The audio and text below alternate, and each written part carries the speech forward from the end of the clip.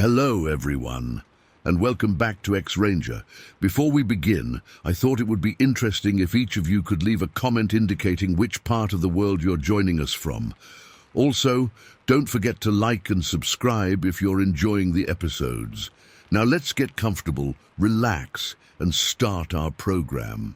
I was only 13 years old when it happened, but the memory is still crystal clear in my mind, even decades later. It was a sunny April afternoon in 1958, and my best friend and I had decided to go for a bike ride in the Santa Cruz Mountains. We lived in Santa Cruz County, California, and loved exploring the winding dirt roads that snaked through the dense forests.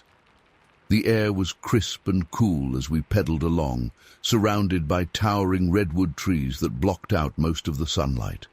We were chatting and laughing, just two carefree kids enjoying a beautiful spring day. But in an instant, everything changed. I happened to glance to my left, peering into a particularly dark and overgrown section of forest. That's when I saw it. A strange dark brown figure partially hidden behind a massive sequoia tree.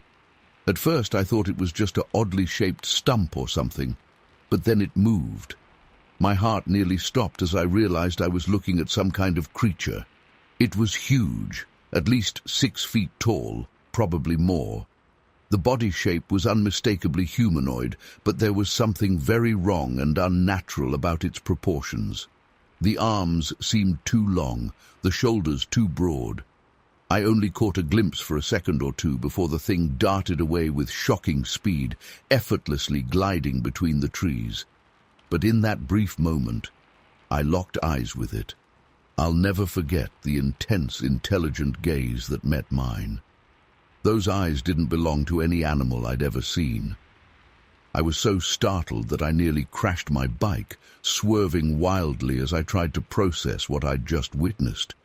My friend hadn't seen it and thought I was just fooling around at first. But when he saw how pale and shaken I was, he realized something was really wrong. "What is it? What did you see?" he asked urgently. I tried to explain, but the words seemed inadequate. How could I describe something so outside the realm of normal experience? I mumbled something about a weird animal in the woods, but I could tell my friend was skeptical. We decided to turn back, both of us suddenly very aware of how isolated we were out there in the wilderness. As we pedaled, I kept looking over my shoulder, half expecting to see that creature emerge from the shadows. But there was nothing, just the quiet forest all around us. That night I barely slept. Every time I closed my eyes, I saw that thing's face staring back at me. I tried to convince myself it had just been my imagination running wild, or maybe a bear standing on its hind legs. But deep down, I knew it was something else entirely. In the days and weeks that followed, I found myself drawn back to that area of the mountains. I never told my parents about what happened. I knew they'd just forbid me from going back. So I made excuses to bike out there alone, always watching the tree line for any sign of movement. I never saw the creature again, at least not clearly. But strange things kept happening that made me sure it was still out there. Sometimes I'd hear odd, high-pitched whistling sounds echoing through the forest, not like any bird call I'd ever heard before. Other times, I'd get an overwhelming feeling of being watched, even when I couldn't see anyone around.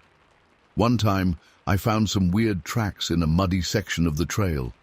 They were huge, easily twice the size of my own footprint, and shaped all wrong. The stride length was massive too, like whatever made them could cover huge distances in just a few steps. As the years went by, I kept going back to those mountains whenever I could. Even as an adult, I'd make the drive out there, hoping to catch another glimpse of the creature. I never told many people about what I saw that day. The few times I tried, I could tell they didn't believe me. I'm sure they thought I was just an imaginative kid who'd seen a bear or something. But I know what I saw. That thing in the forest was no bear, and it certainly wasn't human. To this day, I'm convinced there's something out there in the Santa Cruz Mountains that science hasn't discovered yet. Some unknown species that's learned to hide from humans, lurking in the shadows of those ancient redwood groves. I'm an old man now, and I don't get out to the mountains much anymore. But I still think about that day often.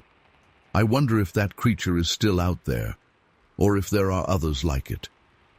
I wonder how many other people might have seen something similar over the years, but were too afraid of ridicule to speak up. Sometimes when I'm falling asleep at night, I can still see those intelligent eyes staring at me from behind that tree.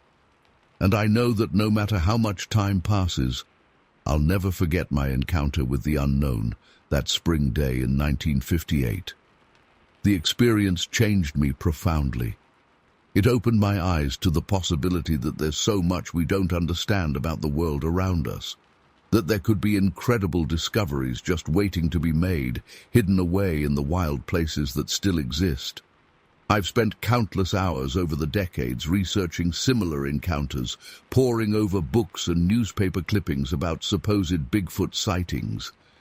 And while I've never been fully convinced by any of the grainy photos or shaky video footage, I can't help but wonder if some of those other witnesses saw the same thing I did.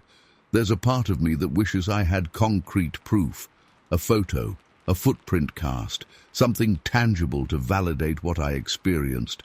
But at the same time, I'm almost glad I don't. The mystery of it all, the lingering questions, have given my life a sense of wonder that I might not have had otherwise. I know many people would dismiss my story as the ramblings of a senile old man, and maybe they're right. Maybe it was all just a vivid hallucination or a trick of the light. But I know what I saw that day. And I'll go to my grave believing that there are still incredible secrets waiting to be uncovered in this world if we only have the courage to look for them. So I'm sharing my story now, all these years later, in the hope that it might resonate with someone else who's had a similar experience. If you're out there, know that you're not alone. There are more things in this world than we can explain, and sometimes the only thing we can do is bear witness to the inexplicable and hold on to our sense of wonder. To this day, whenever I'm in a forest and hear an unexplained sound or feel that prickle on the back of my neck like I'm being watched, I think back to that April afternoon in 1958, and for just a moment, I'm that awestruck 13-year-old boy again, face to face with something that shouldn't exist, but undeniably does. I may never know for certain what I encountered that day in the Santa Cruz Mountains, but the experience has shaped my entire life, instilling in me a deep respect for the mysteries of nature and a burning curiosity about the unknown. And in the end, maybe that's the most valuable thing I gained from my brush with the unexplained. Not answers, but questions that have driven me to keep exploring and wondering for all these years. Story 2. It was a typical morning at our work camp deep in the wilderness. I remember walking to my dozer, sipping my coffee, when I noticed something odd in the soft dirt. At first I thought it was just another bear track, but as I got closer, I realized these prints were way too big. My heart started racing as I bent down to examine them. Each footprint was nearly 1.5 feet long, and the stride between them, I paced it out at over 4 feet. Whatever made these tracks was massive. I called over the other guys, and we all stood there in stunned silence, trying to make sense of it. That's when I noticed more tracks leading into the dense forest. Against my better judgment, I decided to follow them. The further I went, the more unsettled I felt. The forest seemed to grow darker and quieter with each step. After about a 1/4 mile, I came to a small clearing and froze in my tracks. There, in the center, was a huge, hairy creature, its back to me as it crouched over something. It must have been at least 8 feet tall. My legs turned to jelly, and I couldn't move or make a sound. I just stood there paralyzed with fear. Suddenly, it turned and looked right at me with piercing yellow eyes. Time seemed to stand still as we stared at each other. Its face was a mix of ape and man, with a heavy brow and wide, flaring nostrils, Dark, matted hair covered its entire body. In a flash, it let out a bone-chilling roar and charged straight at me. I've never run so fast in my life. Branches whipped my face as I tore through the woods. I could hear it crashing through the brush behind me, getting closer. Just as I thought it was about to grab me, I burst out of the tree line back at our camp. I was yelling incoherently, trying to warn the others. They all looked at me like I'd lost my mind. We waited, but nothing emerged from the forest. When I caught my breath, I tried to explain what I'd seen. Most of the guys were skeptical, but agreed to come check out the tracks with me. As we approached the clearing, an eerie silence fell over the woods. No birds, no insects, nothing. The huge footprints were still there, but the creature was long gone. While examining the area, we noticed a massive tire from one of our excavators had been moved about 50 yards from where we'd left it the day before. That tire weighed nearly 700 pounds. It would have taken several men to budget. Things got even weirder when we found one of our 55-gallon oil drums at the bottom of a nearby ravine, crushed like a tin can. Whatever threw it down there had incredible strength. We all just stood there, trying to process what we were seeing. Over the next few weeks, we had more strange encounters. Tools would go missing from the work site, only to turn up mangled in the woods. We'd hear terrifying howls echoing through the valley at night. Several times we caught glimpses of a large, hair-covered figure watching us from the tree line. The final straw came when we found our food storage shed had been completely destroyed one morning. The sturdy wooden door was ripped clean off its hinges. Inside, it looked like a bomb had gone off. Crates were smashed, canned goods crushed, and everything was coated in a foul-smelling slime. Large, muddy footprints led away from the scene, along with a trail of half-eaten food. We followed it to the edge of a steep cliff, where the tracks simply vanished. It was like the creature had just disappeared into thin air. After that incident, most of the crew refused to stay at the camp overnight. We'd commute from town each day, always keeping a watchful eye on the surrounding forest. The work was tense, and progress slowed to a crawl. Every snapping twig or rustling bush would send us into a panic. I'll never forget the day it all came to a head. We were clearing a new section of road when my dozer blade hit something solid. As I backed up, I nearly fainted at what I saw partially unearthed. It was a massive, humanoid skull, at least twice the size of a normal man's. The lower jaw was missing, but the upper portion was intact, complete with huge yellowed teeth. Before I could call the others over, I heard that familiar roar from the woods. In a blur of motion, a hairy arm reached into the cab, grabbed me by the shirt, and yanked me out. I was face to face with the creature, close enough to smell its putrid breath. Those yellow eyes bored into me with a mixture of rage and intelligence. Just then, the other workers came running, shouting and waving their arms. The creature dropped me and loped off into the forest, effortlessly carrying the enormous skull. We all stood there in shock, unsure of what to do next. That was the last time any of us saw the creature.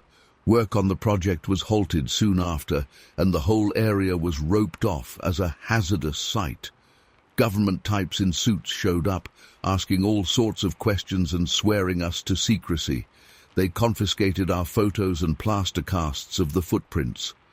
To this day, I'm not sure what to make of what happened. Was it some sort of undiscovered primate, a remnant of prehistoric man, or something else entirely? All I know is that my experiences that summer changed me forever. I still have nightmares about those piercing yellow eyes and that terrifying roar. I've never told this story publicly before. For years, I was too afraid of being labeled a kook or worse. But now, in my old age, I feel it's important to share what I saw. I don't expect anyone to believe me, but I swear on my life that every word is true. Whatever's out there in those woods, it's real, it's intelligent, and it's not something to be trifled with. I just hope that by sharing my story, I can warn others to be careful and keep an open mind about what might be lurking in the wilderness. Story 3. I was just a kid back in '58, barely 12 years old, but I'll never forget that October as long as I live. My family lived on the outskirts of Eureka, right on the edge of the redwood forest. Dad worked at the lumber mill, and Mom stayed home with me and my little sister. We didn't have much, but life was simple and good. That all changed on a crisp autumn morning. I woke up early to do my chores before school, heading out to feed the chickens. The air was misty and cool, and everything seemed quiet and peaceful. But as I approached the coop, I noticed something was off. The chickens were dead silent, which was unusual. They'd normally be clucking up a storm by now. I cautiously opened the coop door, and my blood ran cold. The inside was a massacre. Feathers and blood everywhere, mangled chicken bodies strewn about. Something had gotten in during the night and slaughtered the whole flock.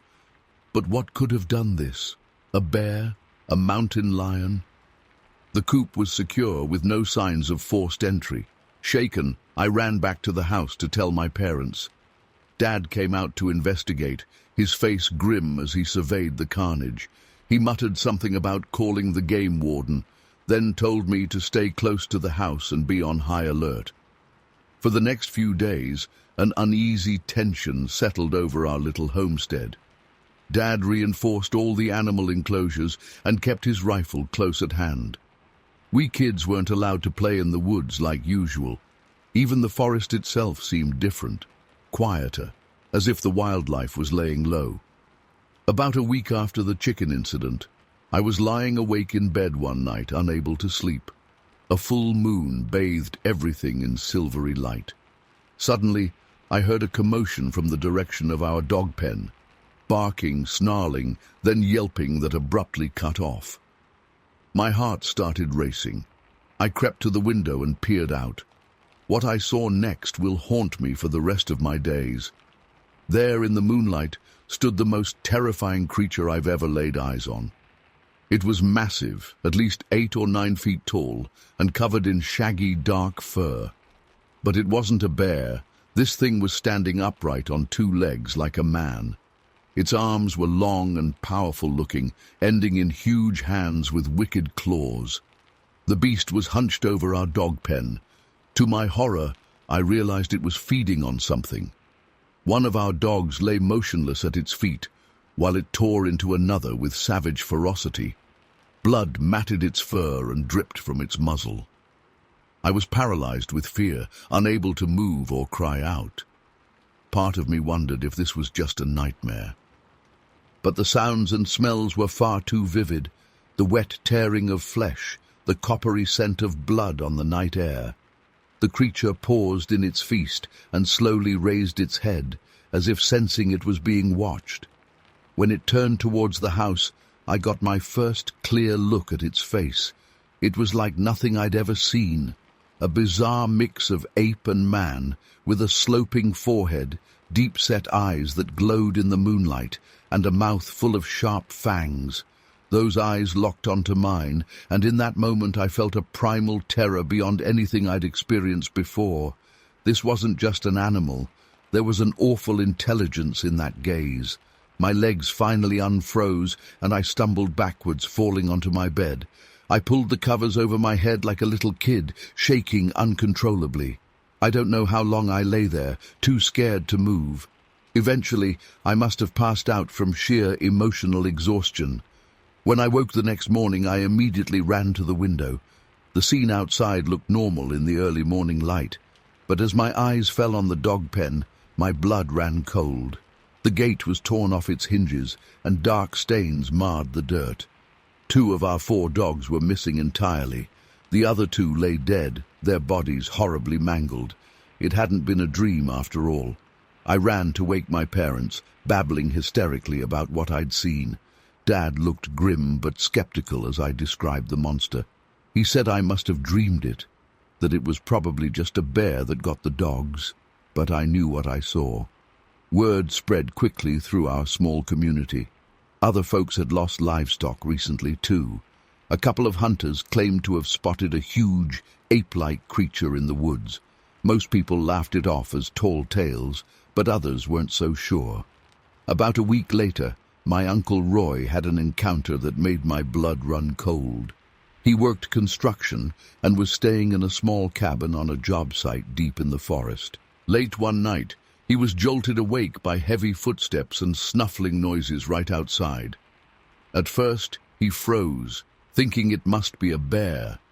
But then he heard a sound that chilled him to the bone. Wood splintering as something began tearing the door off its hinges. In a panic, Roy grabbed the only weapon at hand, his lunchbox. As the door burst open, he hurled the box at the intruder. To his shock, the creature caught it mid-air with surprising dexterity. In the faint moonlight, Roy found himself face to face with a towering, man-like beast covered in fur. It stood nearly 8 feet tall, with massively muscled arms and legs. The face was ape-like, but with an uncanny, almost human intelligence in its eyes. Roy was certain he was about to die. But to his amazement, the creature simply opened the lunchbox and began rummaging through it. It pulled out his chocolate bar, sniffed it curiously, then popped the whole thing in its mouth, wrapper and all. After gulping it down, the beast tossed the empty lunchbox aside and lumbered off into the night without harming Roy.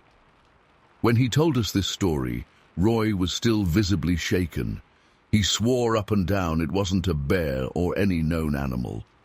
That thing was smart, he insisted. It moved like a man, used its hands like a man. Hell, it even seemed to enjoy the candy bar like a person would. More sightings followed over the next few weeks. Loggers reported finding massive human-like footprints deep in the forest. A group of hikers fled in terror when they stumbled upon a hair-covered giant bathing in a mountain stream.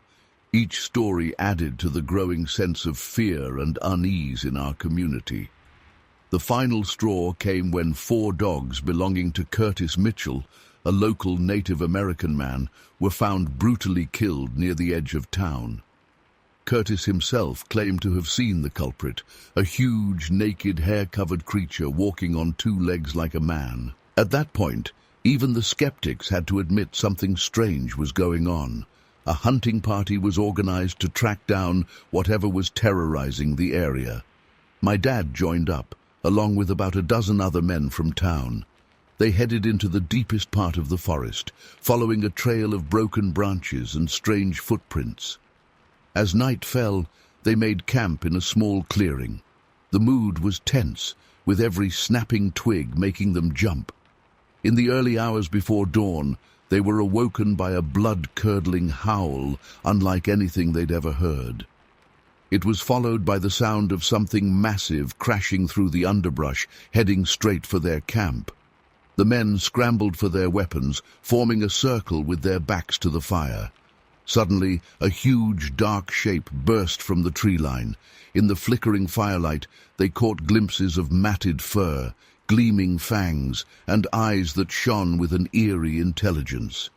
Gunshots rang out, but the creature moved with incredible speed and agility. It bowled through their ranks, scattering men left and right. My dad said he got a clear look at it as it passed, easily 9 feet tall, covered in dark fur, with a face that was horrifyingly close to human. As quickly as it appeared, the beast vanished back into the darkness. The hunting party, thoroughly rattled, beat a hasty retreat back to town. They'd faced something beyond their understanding or ability to deal with. In the days that followed, an uneasy quiet settled over the area. The killings and sightings seemed to stop as suddenly as they'd begun. Some folks theorized the creature had moved on to new hunting grounds. Others wondered if it had been scared off by the hunting party. A few even questioned if it had ever really existed at all. But for those of us who'd seen it up close, who'd looked into those terrifyingly intelligent eyes, we knew the truth. Something ancient and mysterious lurked in those woods, something that blurred the line between man and beast. And though years have passed, I still find myself glancing nervously at the tree line on dark nights, half expecting to see a hulking silhouette emerge from the shadows. The events of that October changed me forever. It opened my eyes to a world beyond what most people are willing to accept, a world where legends can come to life and monsters aren't just the stuff of campfire stories. I don't know what that creature was, or if it's still out there somewhere, but I do know that there are things in this world that defy explanation, things that remind us how little we truly understand about the wilderness and our place in it. Story 4. I'll never forget that horrific day back in 1905. I was working on the railroad up in Northern California, near the Oregon border. Just a regular job, or so I thought. We were laying tracks through some pretty remote wilderness, thick forests, steep hills, not many folks around those parts. There was about 20 of us on the crew, split into smaller teams. I was paired up with old Joe Thompson, good worker, quiet fella. We'd been at it for a few weeks already, making steady progress despite the rough terrain. That morning started like any other. Joe and I headed out to our section, about a mile from the main camp.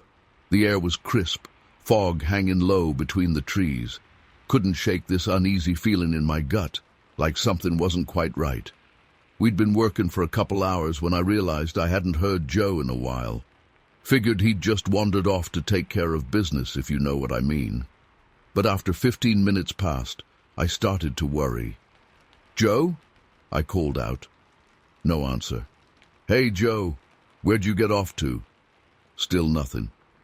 I set down my tools and started searching the area. Checked behind some boulders in a thicket of bushes. No sign of him anywhere. Started to panic a bit. These woods were dangerous. Bears, mountain lions, steep drop-offs, easy for a man to get hurt if he wasn't careful. Hollered for Joe again, loud as I could. My voice echoed through the trees. That's when I heard it. This low, guttural sound. Wasn't like any animal I'd ever heard before. Made the hair on the back of my neck stand up. I froze, straining my ears. There it was again, a deep, rumbling growl, followed by the snap of branches, like something big was moving through the underbrush. My heart was pounding so hard I could barely breathe. Suddenly, this thing burst out of the trees about 50 yards away. I only caught a glimpse, but what I saw chilled me to the bone. It was huge, maybe 8 feet tall, covered in dark fur. Walked on 2 legs, but weren't no bear. Had these long arms swinging by its sides, and the smell, dear Lord, the smell, like rotting meat and wet dog, made my eyes water something fierce. It disappeared into the forest as quick as it came. I stood there shaking, trying to make sense of what I'd seen. That's when I spotted Joe's hat on the ground, all torn up. I ran faster than I ever have in my life, back towards the camp. Burst into the foreman's tent, gasping for air. Must have looked like a madman. "Joe's gone," I managed to sputter out. There's something out there, something big." The foreman tried to calm me down, but I was hysterical. A search party was organized, but they found no trace of Joe or the creature I'd seen. Some of the men whispered that I'd gone loopy from the heat, but I know what I saw. Weeks went by. Work continued, but I couldn't shake the dread that hung over me. Jumped at every sound in the woods. Couldn't sleep without nightmares. Then one morning, there was a commotion in camp. They'd found Joe, wandering naked near the creek about 5 miles from where he'd disappeared. But he weren't the same Joe that went missing.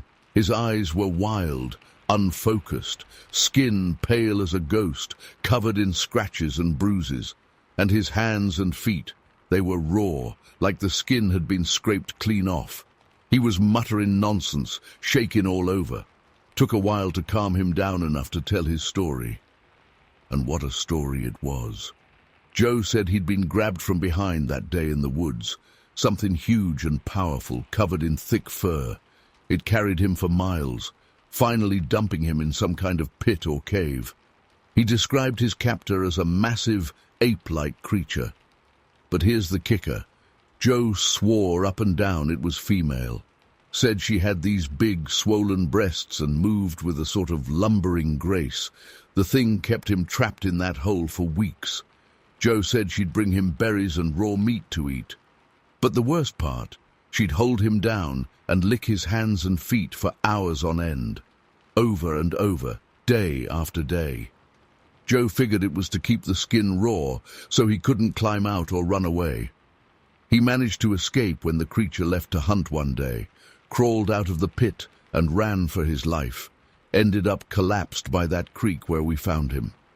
The doc tried his best to treat Joe's wounds, but infection had already set in something fierce. He was delirious with fever, screaming about the devil woman coming to get him. Died just 3 days after we brought him back. I've turned that summer over in my mind 1,000 times since then, tried to make sense of it all. Some of the boys said Joe just went mad out there in the wilderness, but I know what I saw that day in the woods. And those wounds on Joe's hands and feet, no man could have done that to himself. There's things out there in this world we can't explain, things that don't fit into our neat little box of what's real. I don't know what that creature was, or why it took Joe, but I know it was no bear, no mountain lion. It was something else entirely. I quit the railroad job not long after. Couldn't stand being in those woods anymore. The nightmares still come sometimes. That low growl, the stench, Joe's wild eyes as he told his story. I don't expect folks to believe me. Hell, some days I'm not sure I believe it myself. But I know what I saw. And I know poor Joe didn't die from no ordinary animal attack. There's monsters in this world hiding in the dark places, and God help any poor soul who crosses their path. I ain't been back to those woods since that summer. Don't plan on ever going back neither. Some things are better left alone, I reckon.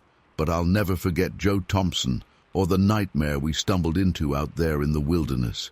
May he rest in peace, and may whatever took him stay far, far away from civilized folk. Story 5. I had set up camp in a small clearing, with my campfire going as night fell. As I was preparing to turn in for the evening, I noticed something odd, large footprints in the soft dirt near my fire. They were much bigger than any human foot I'd ever seen. A chill ran down my spine as I realized something had been very close to my camp without me noticing. Feeling suddenly on edge, I grabbed my rifle and crouched down behind some nearby bushes, scanning the tree line. For several long minutes, nothing happened. Then I saw movement. At first I thought it was just shadows playing tricks on my eyes in the flickering firelight.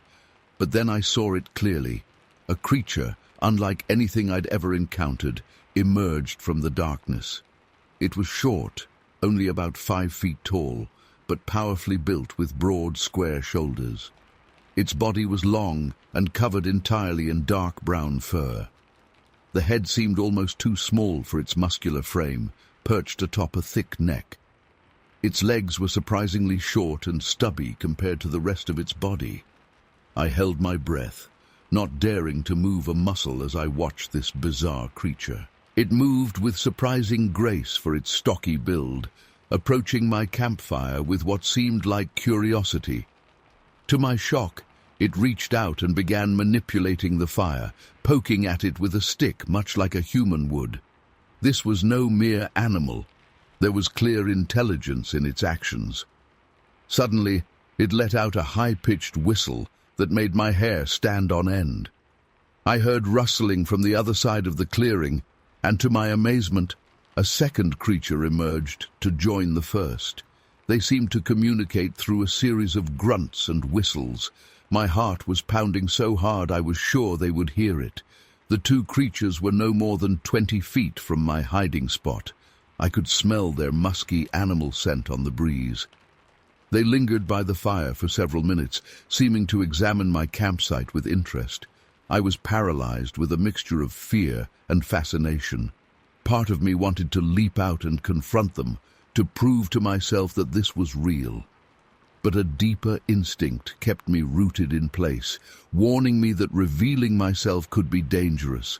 Eventually, the creatures seemed to lose interest in my camp. They turned and began walking away, passing within just a few yards of where I was hidden. I barely dared to breathe as they moved by, terrified they would detect me. I watched as they disappeared into the dark forest, still communicating with those eerie whistles. For a long time after they were gone, I remained frozen in place, straining my ears for any sign of their return. When I finally worked up the courage to emerge from my hiding spot, I found more of those massive footprints around my camp. The creatures had walked right through, examining my belongings. I spent a sleepless night with my rifle in hand, jumping at every snapping twig or rustle of leaves, but the creatures didn't return. In the morning light, I examined the footprints more closely. They were unmistakably real, with clear toe impressions and a shape unlike any known animal. I even found some long, coarse hairs caught on a tree trunk where they had passed. I packed up my camp in a hurry and got out of those woods as fast as I could. Part of me wanted to tell others what I'd seen, to organize a search party and try to find proof. But I knew how crazy it would sound. Who would believe me? For years, I've carried this secret, replaying that night over and over in my mind. I've read stories of Bigfoot sightings and always wondered if others have encountered the same creatures I saw. Were they some unknown species of ape, a tribe of primitive humans, or something else entirely? I'll probably never know for sure. But I know what I saw that night was real, and it forever changed how I view the mysteries that might be hiding in our forests. I still go hunting, but I've never returned to that particular area. Sometimes when I'm alone in the woods, I find myself scanning the trees, half expecting to see those creatures again. The memory of their intelligent eyes and eerily human-like behavior still sends chills down my spine.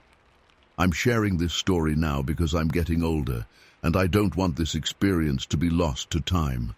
I know it sounds unbelievable. Hell, I can barely believe it myself some days. But I swear on everything I hold dear that this is the truth of what I witnessed that September night in 1870. To anyone reading this who might have had a similar experience, you're not crazy.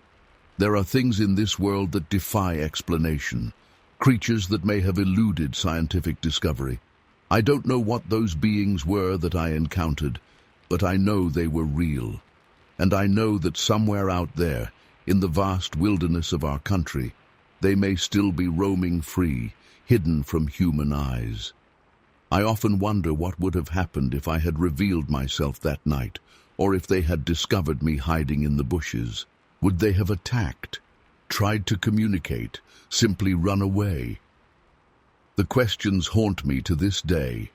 One thing I'm certain of, those creatures were far more than simple animals. The way they manipulated the fire, their clear social bonds, the intelligence in their eyes, it all pointed to a level of cognition far beyond what we typically attribute to wildlife. In the years since, I've done a lot of reading on the subject of unidentified creatures in North America. I've found other accounts that seem to describe similar beings, though none quite match what I saw. It gives me some comfort to know I'm not alone in my experience, but it also raises so many more questions. Where do these creatures come from? How have they remained hidden for so long? Are they some sort of missing link in human evolution, or something else entirely? The scientist in me craves answers, but the part of me that was there that night, that felt the primordial fear of encountering something truly unknown, that part is content to let the mystery remain. I've never felt comfortable sharing this story before. I was afraid of ridicule, of being labeled a madman or a liar. But as I approach the end of my life, I feel a responsibility to share what I know. Perhaps my account can contribute in some small way to our understanding of the unknown.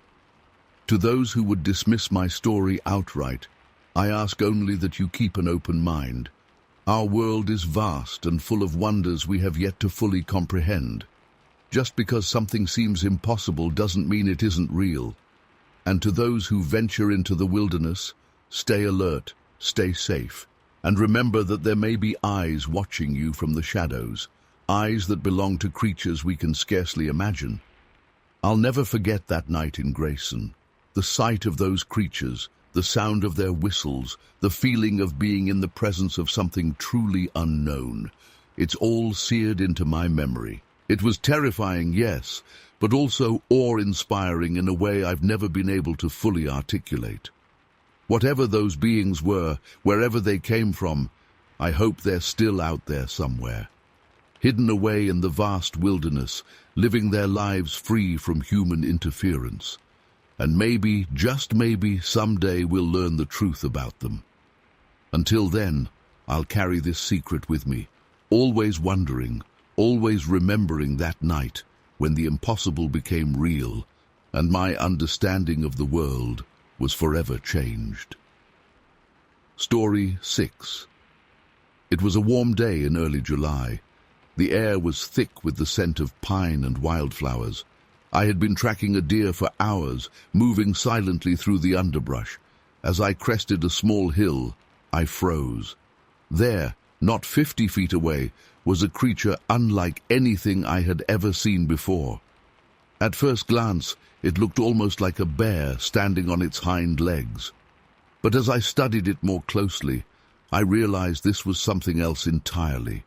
It was covered in long, coarse hair, not fur, but more like horse hair. The color was a deep reddish brown, with streaks of gray. It stood at least 8 feet tall, with massive shoulders and long, powerful arms. But it was the eyes that captivated me. They were a soft brown color, intelligent and almost gentle.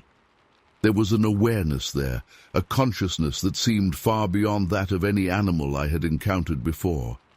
For several long moments we simply stared at each other. I was frozen in place, my heart pounding so loudly I was sure the creature must hear it. But it made no aggressive moves. It simply observed me with what I can only describe as curiosity. Then the wind shifted, and I caught its scent. It was a strong, musky odor, not entirely unpleasant, but potent and wild. In that moment, some primal instinct deep inside me screamed, "Run!" But I couldn't move. I was transfixed. Slowly, carefully, I set down my rifle. I'm not sure why I did it. It just felt right. The creature's eyes followed my movements, but it remained still. Then, acting on pure instinct, I reached into my pack and pulled out the string of fish I had caught earlier that morning. With trembling hands, I laid them on the ground in a neat row. For a moment, nothing happened. Then, in a blur of movement almost too fast for my eyes to follow, the creature darted forward. It snatched up the fish and was gone, disappearing into the thick forest before I could even blink. I stood there for what felt like hours, trying to process what I had just seen. Part of me wondered if I had imagined the whole thing, but the lingering scent in the air and the missing fish were proof that it had been real. Over the next few days, I couldn't stop thinking about the encounter. I found myself returning to that same area, hoping for another glimpse, but there was no sign of the creature. Then, about a week later, I noticed something strange near my cabin.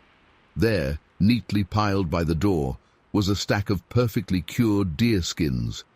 They were better quality than any I had ever seen, soft and supple, ready for tanning. At first, I thought perhaps one of the other hunters had left them as a gift, but then I caught that unmistakable, musky scent. I was stunned. Could it be that the creature had brought these as some sort of thank you? It seemed impossible, and yet, what other explanation was there? This pattern continued over the next several weeks. Every few days, I would find something new left near my cabin, sometimes more skins, other times bundles of firewood stacked with a precision that spoke of intelligence. Once, I found a pile of wild berries and fruits, carefully arranged. I began to leave my own gifts in return. More fish, some of my tobacco, even a knife I had made. They would always be gone the next morning, though I never saw the creature take them. The locals had a name for this being, Matakagmi. When I asked about it, the elders would get a knowing look in their eyes, but they refused to say much. It was clear this was not the first time the creature had interacted with humans in this way. As the weeks passed, I found myself looking forward to these exchanges. There was something deeply comforting about this strange, silent relationship. It was as if the creature and I had formed a bond, bridging the gap between our two worlds. But it wasn't always peaceful. One night, I was awoken by a terrible commotion outside. I grabbed my rifle and rushed out, fearing a bear attack. What I saw instead chilled me to the bone. There, in the moonlight, was the creature. My creature. It was locked in combat with something else, something massive and dark. The sounds of their struggle were unlike anything I had ever heard, a mix of deep, guttural roars and high-pitched screams that made my blood run cold. I stood frozen, unsure of what to do. Part of me wanted to help, but another part was terrified of getting involved in this clash of titans. In the end, I didn't have to make a choice. With a final, bone-chilling shriek, the dark shape retreated into the forest. The creature, my protector, turned and looked at me for a long moment before it too melted away into the shadows. The next morning, I found deep claw marks gouged into the trees around my cabin. Whatever had come in the night, my strange friend had driven it away. As the summer began to wane, I noticed the gifts becoming less frequent. Part of me knew that this extraordinary chapter of my life was coming to a close. Sure enough, by the time the first autumn leaves began to fall, the visits had stopped entirely. I've spent years trying to make sense of what happened that summer. Was it all just a dream? A hallucination brought on by too much solitude? But I know in my heart that it was real. The memories are too vivid, the emotions too strong. I've never seen the creature again, though sometimes when I'm deep in the woods, I catch a whiff of that musky scent on the breeze. In those moments, I feel a connection to something ancient and mysterious, something that defies explanation. I don't expect anyone to believe this story. Hell, there are times I can hardly believe it myself, but I know what I experienced. For one magical summer, I formed a bond with a being that shouldn't exist. It was terrifying and beautiful and utterly transformative. To this day, I find myself scanning the tree line, hoping for one more glimpse of my enigmatic friend. And sometimes, just sometimes, I swear I see a pair of soft brown eyes watching me from the shadows, reminding me that there are still mysteries in this world that defy our understanding. Story 7. I was just a rookie deputy back in '63, fresh out of the academy and eager to prove myself. Little did I know that my first big case would be something that would haunt me for the rest of my life. It was a cold January night in Cold Springs, California. I remember shivering as I climbed into the patrol car with Deputy Huntley, my training officer. We'd gotten a bizarre call about some kind of giant monster spotted near the outskirts of town. I figured it was just some drunk seeing things, but procedure said we had to check it out. As we drove out towards the rural area where the sighting was reported, Huntley filled me in on the details. Apparently, some anonymous caller had phoned in about a 10-foot-tall creature lurking by the road near one of the neighborhoods. I chuckled, thinking it had to be a prank. But Huntley wasn't laughing. "Listen, kid, I've been on this job for 15 years, and I've seen some strange things in these hills," he said gravely. "Don't be so quick to dismiss it." I shut my mouth after that, suddenly feeling on edge as we approached the area. It was pitch black out there, no streetlights, just our headlights cutting through the darkness. As we slowed down, I peered out the window, half expecting to see some guy in a costume jump out. But there was nothing, just empty road and thick brush on either side. We pulled over and got out to have a look around. The silence was eerie, broken only by the crunch of gravel under our boots. Huntley shone his flashlight into the bushes while I kept watch. That's when we heard it. A deep, guttural sound, unlike anything I'd ever heard before. It was like a cross between a growl and a moan, but impossibly loud and resonant. I nearly jumped out of my skin. "What the hell was that?" I hissed. Huntley's face had gone pale.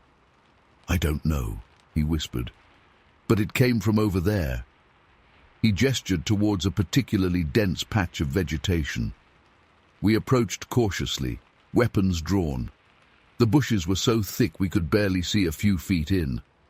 As we got closer, that sound came again, but this time from behind us. We whirled around, hearts pounding. There was nothing there. "It's circling us," Huntley said, a tremor in his voice. I was really starting to freak out. This was like nothing they'd prepared us for at the academy. We hurried back to the patrol car, feeling exposed and vulnerable out in the open. Once inside, we radioed for backup. As we waited, things got even weirder. That unnatural sound kept coming from different directions, always seeming to move around us. But we never caught so much as a glimpse of what was making it. It was maddening, like some sick game of hide and seek. When backup arrived, we organized a search of the area. For hours we combed through the brush with flashlights and dogs, looking for any sign of this mysterious creature. But we found nothing. No tracks, no hair, no evidence at all that anything had been there. By 1:30 a.m., the chief called off the search for the night. I barely slept a wink that night, my mind racing. What the hell had we encountered out there? I'd never been so rattled in my life. We went back at first light to search again in the daylight. But once again, there wasn't a trace to be found. It was like whatever had been there had simply vanished into thin air. In the days and weeks that followed, we questioned locals and followed up on every lead we could find. But we never got any answers. No one else reported seeing or hearing anything unusual. It was like it had never happened. But I know what I heard that night. And judging by the haunted look in Huntley's eyes whenever it was brought up, I know he heard it too. Something was out there in those hills. Something that defied explanation. It's been over 50 years now, but I still think about that night sometimes. Still wonder what kind of creature could make a sound like that, could move so quickly and silently through the brush. Part of me hopes I never find out, but another part of me is still searching for answers, all these years later. I've heard all the theories over the years. Bigfoot, some undiscovered species, government experiments gone wrong, but none of them quite fit. Whatever was out there that night, I'm convinced it wasn't anything known to science. Sometimes I wonder if we were meant to encounter it at all, if maybe we stumbled into something we weren't supposed to see, because the way it toyed with us, always staying just out of sight, it felt intentional, like it was testing us, observing us. I've run through the events of that night countless times in my head, trying to make sense of it all. The sound is what sticks with me the most. It was almost sentient, intelligent, not the mindless roar of some animal, but something that seemed to have purpose behind it. And the way it moved, circling us, staying hidden, that took cunning, strategy. This wasn't just some dumb beast crashing through the woods. It knew exactly what it was doing. I've often wondered why it didn't attack us. It certainly seemed capable of it. Was it merely curious, or were we simply lucky to escape unharmed? Over the years, I've heard whispers of similar encounters in those hills. Nothing official, mind you, but hushed stories told over beers when guards are down. Makes me think whatever we encountered that night is still out there, still watching from the shadows.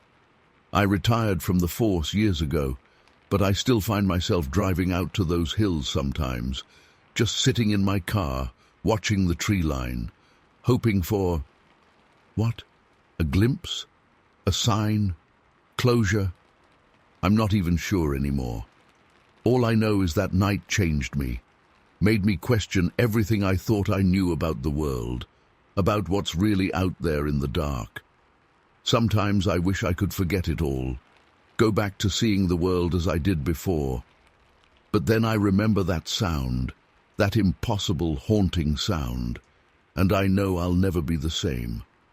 I've never spoken publicly about what happened that night, partly out of fear of ridicule, partly because I signed a non-disclosure agreement. But I'm getting older now, and I feel like the truth needs to come out. People need to know what's out there, because I'm convinced that whatever we encountered that night is still out there, still watching, still waiting. For what, I don't know, but I hope whoever encounters it next is better prepared than we were.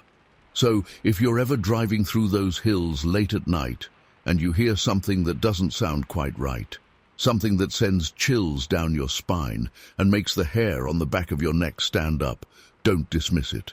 Don't try to rationalize it away, because there are things in this world that defy explanation, things that lurk just beyond the edge of what we understand. And sometimes, if we're not careful, we might just stumble upon them in the dark. I hope sharing my story helps someone out there. Maybe it'll make them a little more prepared, a little more aware, because knowledge is power, and in a world where creatures like that exist, we need all the power we can get. Stay safe out there, folks, and remember, just because you can't see something doesn't mean it isn't there.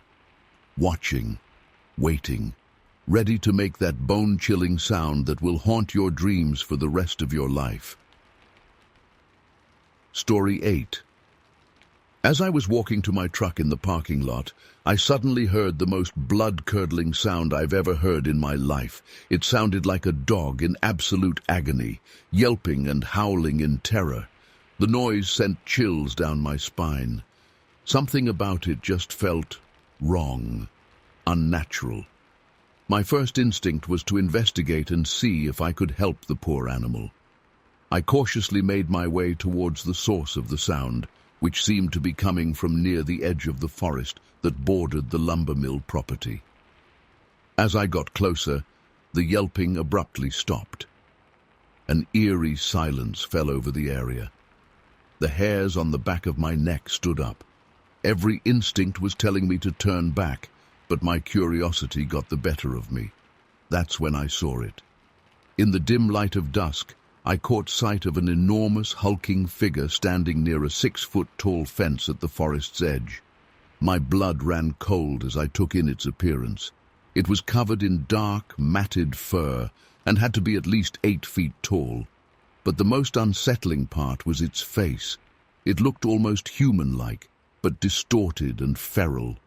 Its eyes seemed to glow slightly in the fading light. I froze in terror, unable to move or even breathe.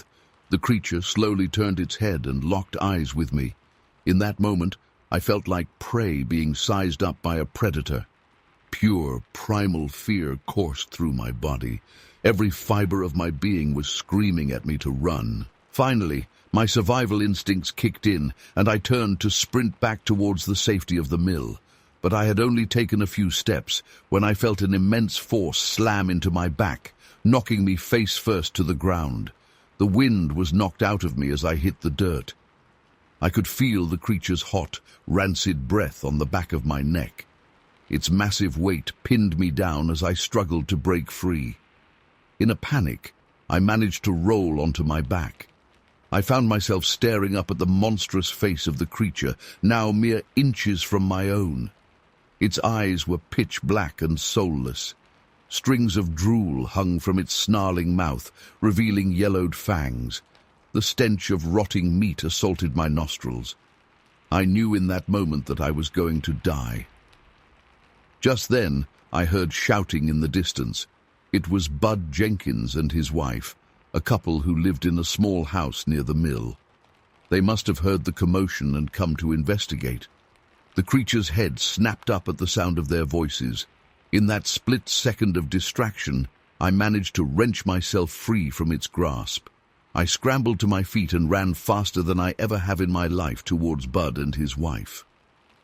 I could hear the heavy footfalls of the creature behind me as it gave chase. My lungs burned and my legs ached, but sheer terror propelled me forward. As I reached Bud and his wife, I yelled for them to run back to their house. We all sprinted towards the small cabin, the creature hot on our heels. We burst through the front door, slamming it shut behind us. The whole structure shook as the beast slammed into it repeatedly, trying to break in. Bud and I threw our bodies against the door, using all our strength to keep it closed. The wood creaked and splintered under the relentless assault. Bud's wife was hysterical, screaming and sobbing in the corner. I thought for sure the door would give way at any moment. The pounding continued for what felt like hours, though it was likely only a few minutes. With each impact, I could feel the door bowing inward. I closed my eyes tight, certain that any second the creature would burst through and tear us apart. And then, silence. The attacks on the door suddenly stopped. We held our breath, straining to hear any sound from outside. Nothing.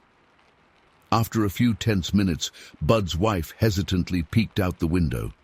The creature was gone, vanished as suddenly as it had appeared. We stayed huddled in the house for the rest of the night, too terrified to venture outside. None of us slept a wink. As the first rays of dawn began to filter through the windows, we finally worked up the courage to step outside and survey the damage. The door was badly dented and splintered. Deep claw marks scored the wood. But what really chilled me to the bone were the tracks we found in the soft earth around the house. Massive footprints, easily 16 inches long, circled the entire structure. And there, pressed into the mud near one of the windows, was the unmistakable impression of an enormous hand, over 11 inches from palm to fingertip. We reported the incident to the local sheriff, but they just laughed it off as some kind of bear attack or elaborate hoax. But I know what I saw that night. That was no bear, and it certainly wasn't human. To this day, I have no explanation for what that creature could have been. I quit my job at the lumber mill shortly after and moved away from Mendocino County. I couldn't bear to stay in those woods knowing that thing was out there. The nightmares plagued me for years. Even now, decades later, I still wake up in a cold sweat some nights. The memory of those soulless eyes boring into me. I've never spoken publicly about what happened that night. Who would believe me? But I know what I experienced was real. Something inhuman stalks those forests, and God help anyone who crosses its path. Story 9. We'd spent the day horsing around outside, exploring the property and messing with the animals. As night fell, we headed inside to play cards and goof off like normal teenagers. The ranch house was this old wooden thing, creaky and full of drafts. My friend's parents had gone into town for supplies, leaving us on our own for the evening. It must have been around 10 p.m. when we first noticed something wasn't right. We were in the living room, and I kept getting this weird, prickly feeling on the back of my neck, like we were being watched. I tried to shake it off, telling myself it was just my imagination running wild in the unfamiliar setting. But then I saw my buddy tense up too, his eyes darting nervously to the window behind me. "Did you see that?" he whispered, his face pale in the lamplight. I turned to look, but saw nothing but darkness beyond the glass. The full moon cast an eerie glow over the yard, throwing deep shadows across the ground. We sat in tense silence for a few moments, straining our ears for any unusual sounds. But there was nothing, just the usual nighttime noises of crickets and the occasional hoot of an owl. Trying to lighten the mood, I forced a laugh. "Man, you're jumpy tonight. It's probably just a raccoon or something." He nodded, but didn't seem convinced. We went back to our card game, but I could tell neither of us was really focused anymore. Every few minutes, one of us would glance quickly at the window, half expecting to see something staring back at us. It was during one of these furtive glances that I saw it. At first, my brain couldn't even process what I was looking at. In the window, illuminated by the moonlight, was the largest, most terrifying face I'd ever seen. It was like something out of a nightmare, a massive, ape-like visage peering in at us from the darkness. I froze, my heart pounding so hard I thought it might burst out of my chest. The creature's eyes were huge, easily the size of tennis balls, and they seemed to glow with an unnatural intelligence. Its face was covered in thick, dark fur, and its head was enormous, bigger than any basketball I'd ever seen. "Holy sh!" my friend started to say, but I quickly shushed him, afraid any sudden noise might provoke the thing outside. We sat there, paralyzed with fear, as the creature continued to observe us. It would stare intently through the window for a minute or so, then shift its gaze as if scanning the surrounding area. This pattern repeated over and over, each time ratcheting up the tension in the room. I remember thinking how high up the window was, at least 6 feet off the ground, which meant this thing had to be absolutely massive to be able to peer in so easily. Later, when we tried to estimate its size, we figured it had to be at least 8 feet tall, probably weighing over 500 pounds. The moonlight glinted off its eyes, giving them an almost phosphorescent quality. Its breath fogged up the glass with each exhalation, and I swear I could smell a musky animal odor even through the closed window. Neither of us dared move a muscle. We just sat there, barely breathing, praying it would lose interest and leave.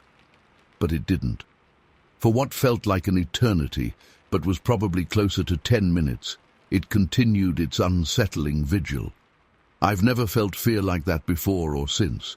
It was a primal, gut-wrenching terror that rooted me to the spot. My mind raced with horrific scenarios of the creature smashing through the window, of those massive hands reaching in to grab us.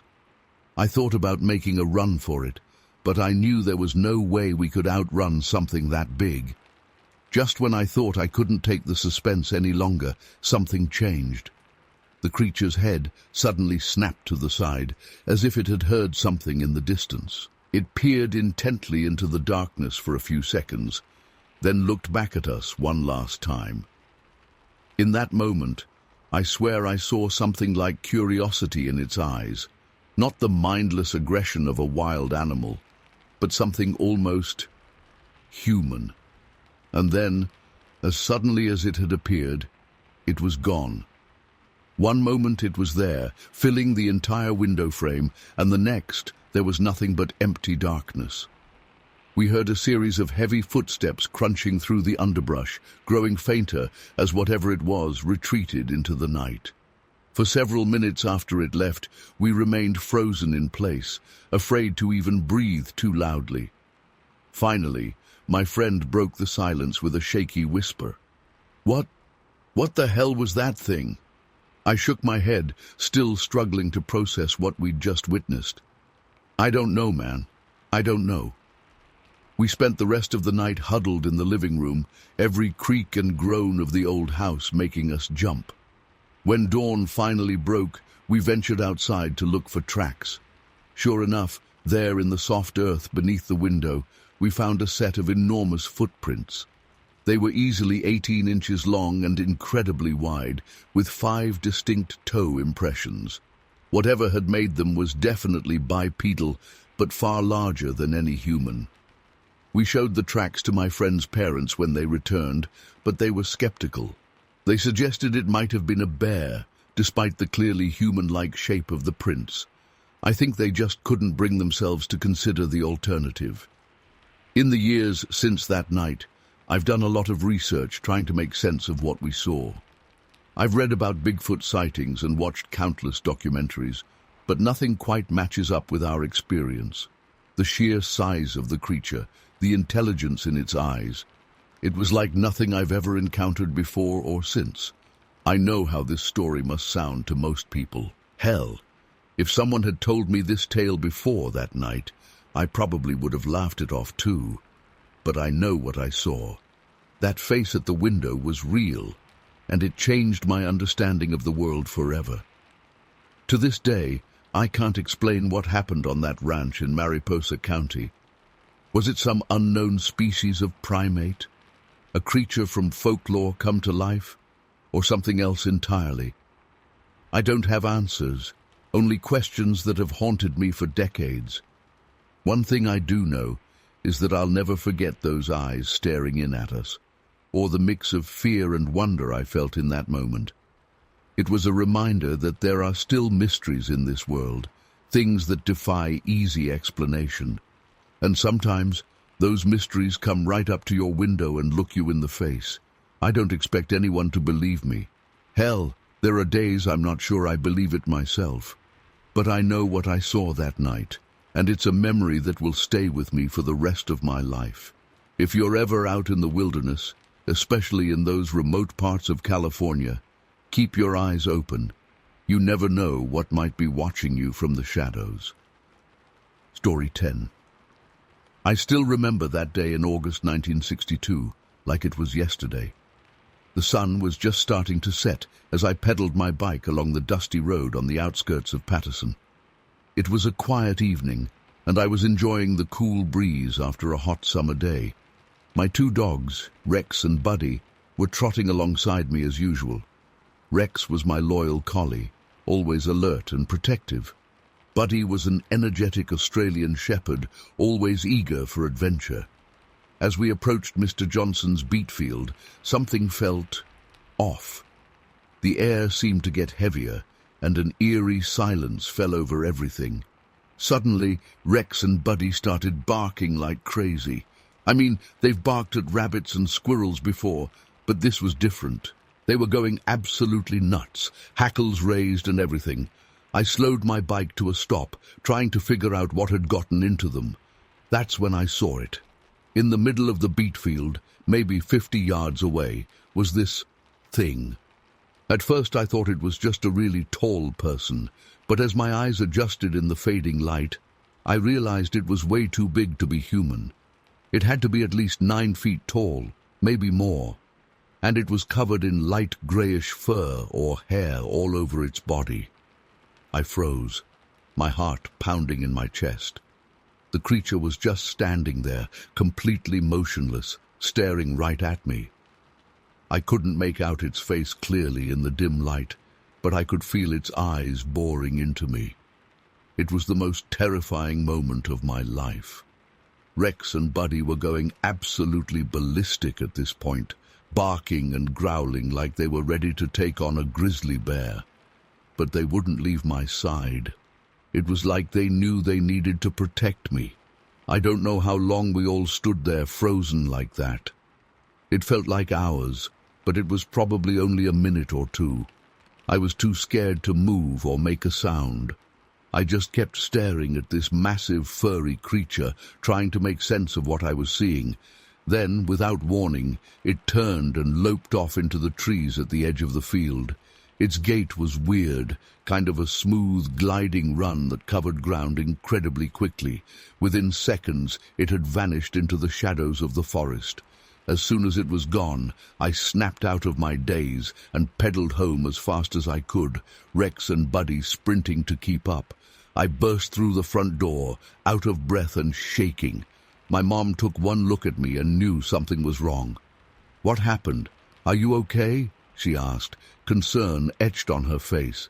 I tried to explain what I'd seen, but the words came out all jumbled. Big creature, beet field, furry. She sat me down and got me a glass of water, and eventually I was able to tell her the whole story. To her credit, she didn't dismiss me or tell me I was imagining things. She could see how shaken up I was. "We should call your Uncle Jim," she said after I'd finished. "He mentioned seeing something strange out by his property last month."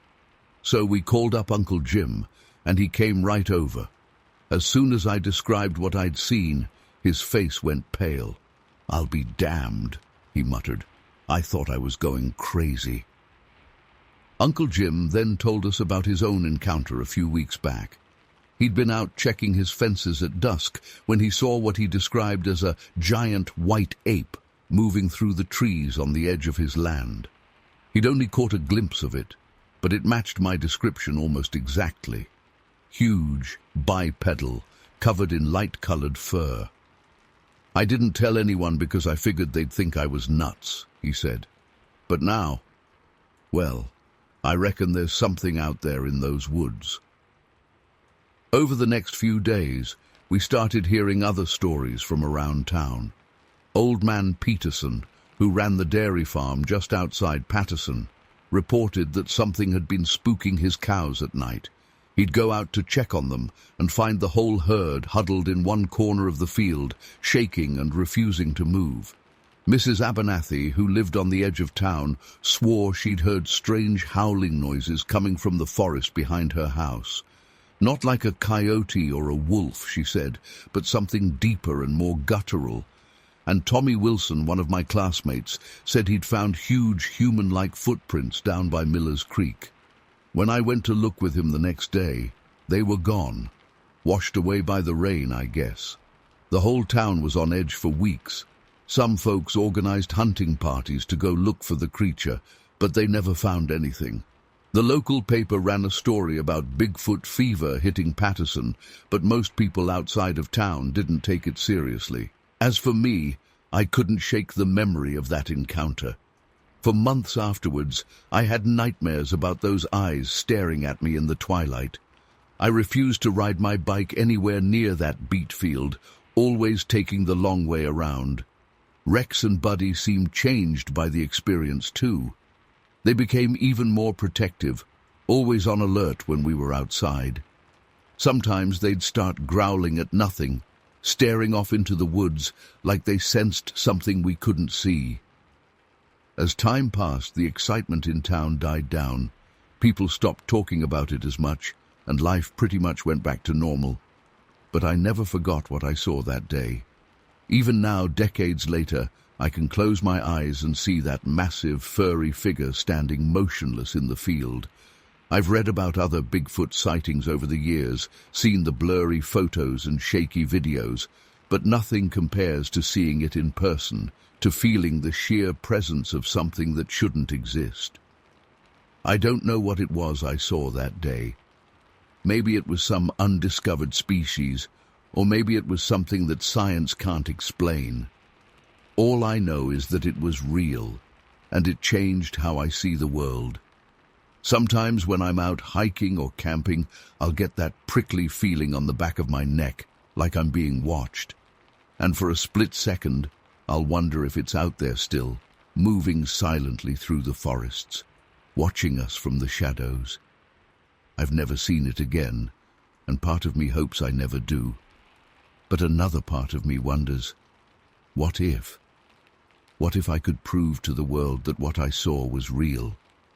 What if I could solve the mystery once and for all? But then I remember those eyes, that massive form, the way it moved with impossible speed and grace. And I think maybe some mysteries are better left unsolved.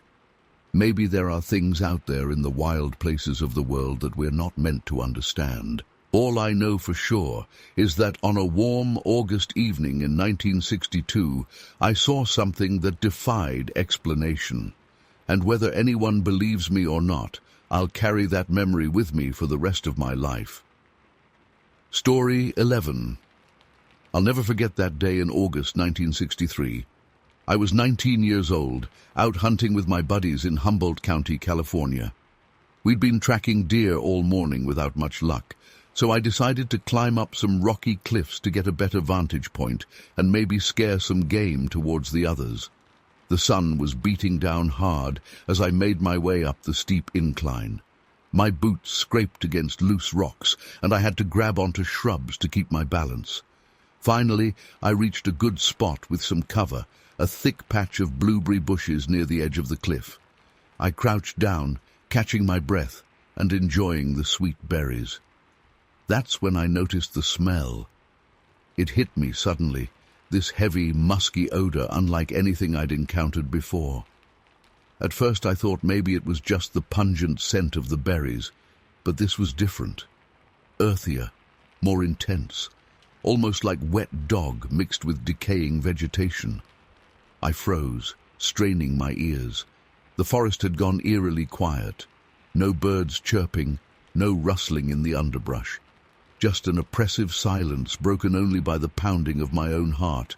Then I heard it, a soft crunching of leaves and snapping of twigs coming from a dense thicket about 20 yards away. Something big was moving through the brush, much bigger than a deer. I held my breath, not daring to move a muscle. The crunching grew louder, closer. Whatever it was heading right for me. Suddenly the bushes parted and this creature emerged. I say creature because I still don't know how else to describe it. It was massive, at least 8 feet tall, covered in reddish-brown fur. Walked on 2 legs like a man, but the proportions were all wrong. Arms too long, shoulders impossibly broad. The head swiveled in my direction, and for a split second our eyes met. They were dark and intelligent, almost human-like, but filled with a wild, primal intensity that sent chills down my spine. Time seemed to stand still in that moment. My mind was reeling, unable to process what I was seeing. This thing shouldn't exist. It couldn't exist. And yet here it was, mere feet away from me. Then, as quickly as it appeared, the creature turned and strode into the forest. It moved with surprising grace for its size, pushing aside saplings and bushes like they were blades of grass. The sound of splintering wood and crunching leaves faded as it disappeared into the shadows. I don't know how long I sat there, frozen in shock. Could have been minutes or hours. Finally, I managed to snap out of it and scrambled back down the cliff to find my buddies. My hands were shaking so bad I could barely keep my grip on the rocks. When I reached them, I was babbling incoherently, trying to explain what I'd seen. They thought I was pulling their leg at first, but something in my voice, the raw fear and confusion, made them realize I wasn't joking. We hiked back up to where I'd had the encounter. The guys were skeptical, but curious. As we neared the spot, we started noticing signs that something strange had indeed passed through. The blueberry bushes where I'd been hiding were stripped bare of fruit and leaves on one side, as if something huge had brushed against them. Small trees and saplings were snapped off cleanly about 4 feet up, way too high for a deer or bear. We found a clear trail of destruction leading off into the dense forest. Broken branches, flattened undergrowth, and strange impressions in the soft earth that looked almost like giant footprints. My buddy Tom, always the science nerd, tried to come up with rational explanations. Maybe it was just a really big bear walking on its hind legs, or some kind of escaped circus animal. But deep down, we all knew those theories didn't add up. What I saw that day defied explanation. It wasn't human, wasn't any known animal. The locals had stories, of course, legends of Bigfoot roaming these woods, but I'd always dismissed them as campfire tales. Now I wasn't so sure. We never reported the incident officially. Who would believe us? We'd be laughed out of town. But word got around. Other hunters started sharing similar stories. Strange sightings, unexplained sounds in the night. The Humboldt Bigfoot became something of a local legend. I've replayed that encounter in my mind countless times over the years, analyzed every detail, questioned if I really saw what I thought I saw. But I know what I experienced was real. That day changed me, made me realize there are things in this world beyond our understanding, mysteries in the dark corners of the wilderness that defy explanation. I still go hunting in those woods sometimes, but I'm always on edge now, scanning the tree line, listening for that telltale crunch of leaves, catching a whiff of that musky, earthy scent on the breeze, because I know it's out there, watching, waiting, a primal force of nature that we've only glimpsed, and I pray I never come face to face with it again. The encounter lasted only moments, but it seared into my memory forever. The immense size, the intelligent eyes, the raw power radiating from the creature. It was like staring into the face of a living legend. In the weeks and months that followed, I became obsessed with researching Bigfoot sightings and theories. I pored over grainy photos and shaky video footage, analyzed alleged footprint casts, but nothing quite matched what I'd seen that day. The worst part was the nightmares. For months, I'd jolt awake in a cold sweat. The creature's piercing gaze burned into my mind. I'd find myself paralyzed with fear, convinced it was lurking just outside my window. My buddies and I made a pact not to speak about what happened, at least not in detail. We were afraid of being labeled as crazies or attention seekers, but the experience forged an unbreakable bond between us. We'd shared something profound and inexplicable. Over time, the intensity of the memory faded somewhat, but I never forgot. How could I? It fundamentally altered my perception of reality, of what's possible in this world. Years later, I heard about other sightings in the area. A group of hikers claimed to have seen a similar creature near the same ridge where I had my encounter.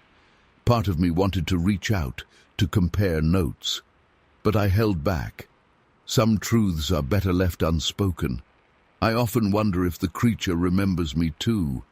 If somewhere out in those vast primeval forests, it recalls the day our paths crossed. Does it think about the strange, hairless biped it encountered? Or am I just another fleeting memory in its ancient, mysterious existence? There are nights when I sit on my porch, staring out at the tree line, nursing a whiskey. I listen to the wind rustling through the leaves, half expecting to hear that familiar crunch of footsteps. Part of me hopes I'll see it again, to prove to myself once and for all that it wasn't just a vivid hallucination or trick of the light.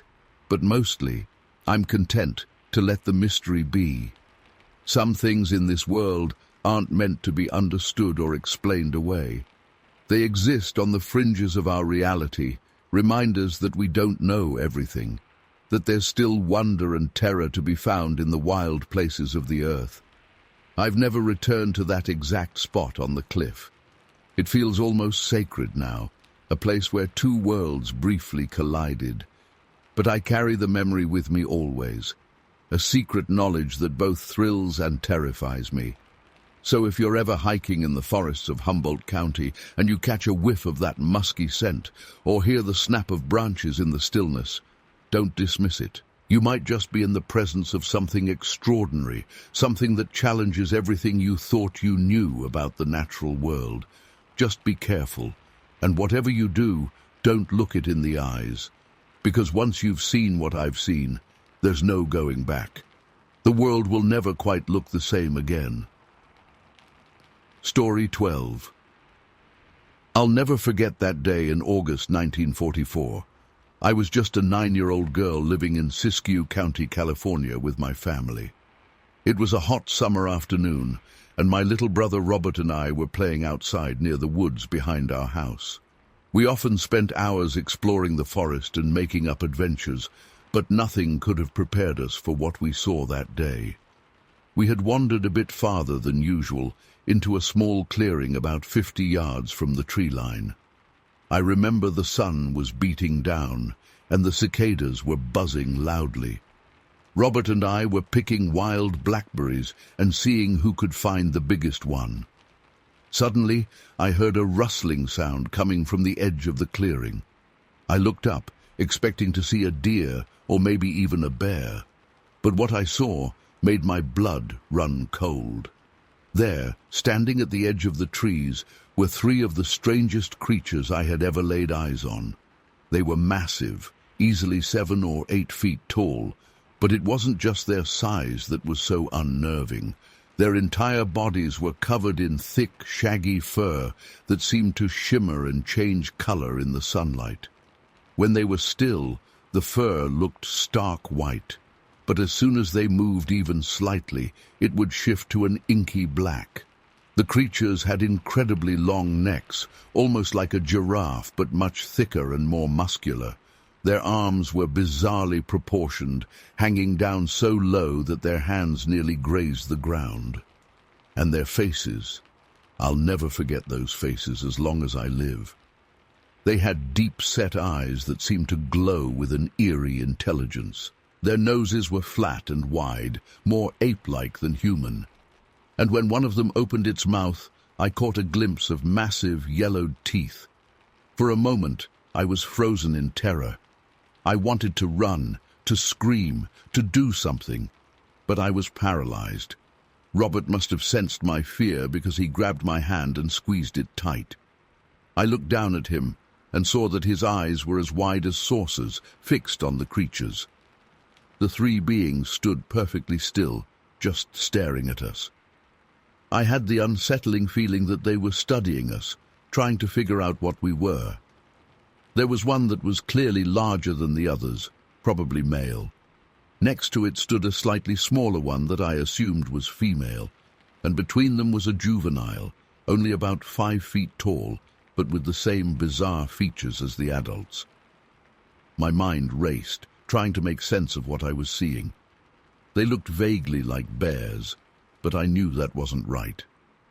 Bears don't stand upright like that, and they certainly don't have fur that changes color. For a fleeting moment, I wondered if we had stumbled upon some kind of circus animal that had escaped. But deep down, I knew that wasn't it either. These creatures were something else entirely, something that shouldn't exist. We stood there, locked in a silent standoff for what felt like an eternity. In reality, it was probably only about 2 minutes. But in those 2 minutes, my entire worldview changed.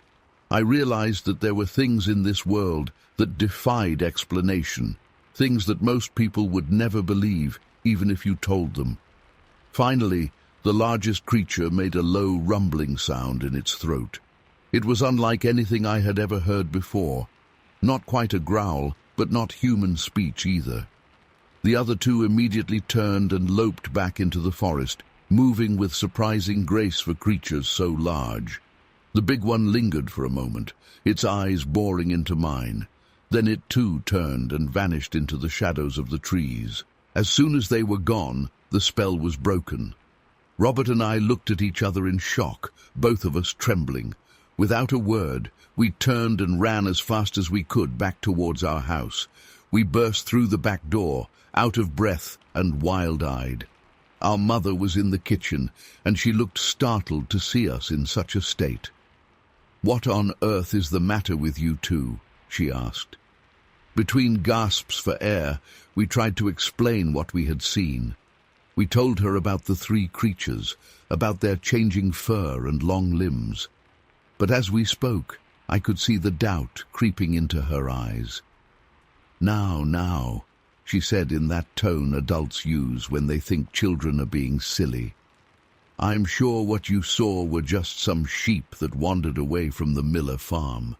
You know how your imagination can run wild sometimes." I was crushed. How could she not believe us? Didn't she see how scared we were? "But Mom," I protested, "these weren't sheep. They were huge, and they stood up on 2 legs. She just patted my head and told us to wash up for dinner.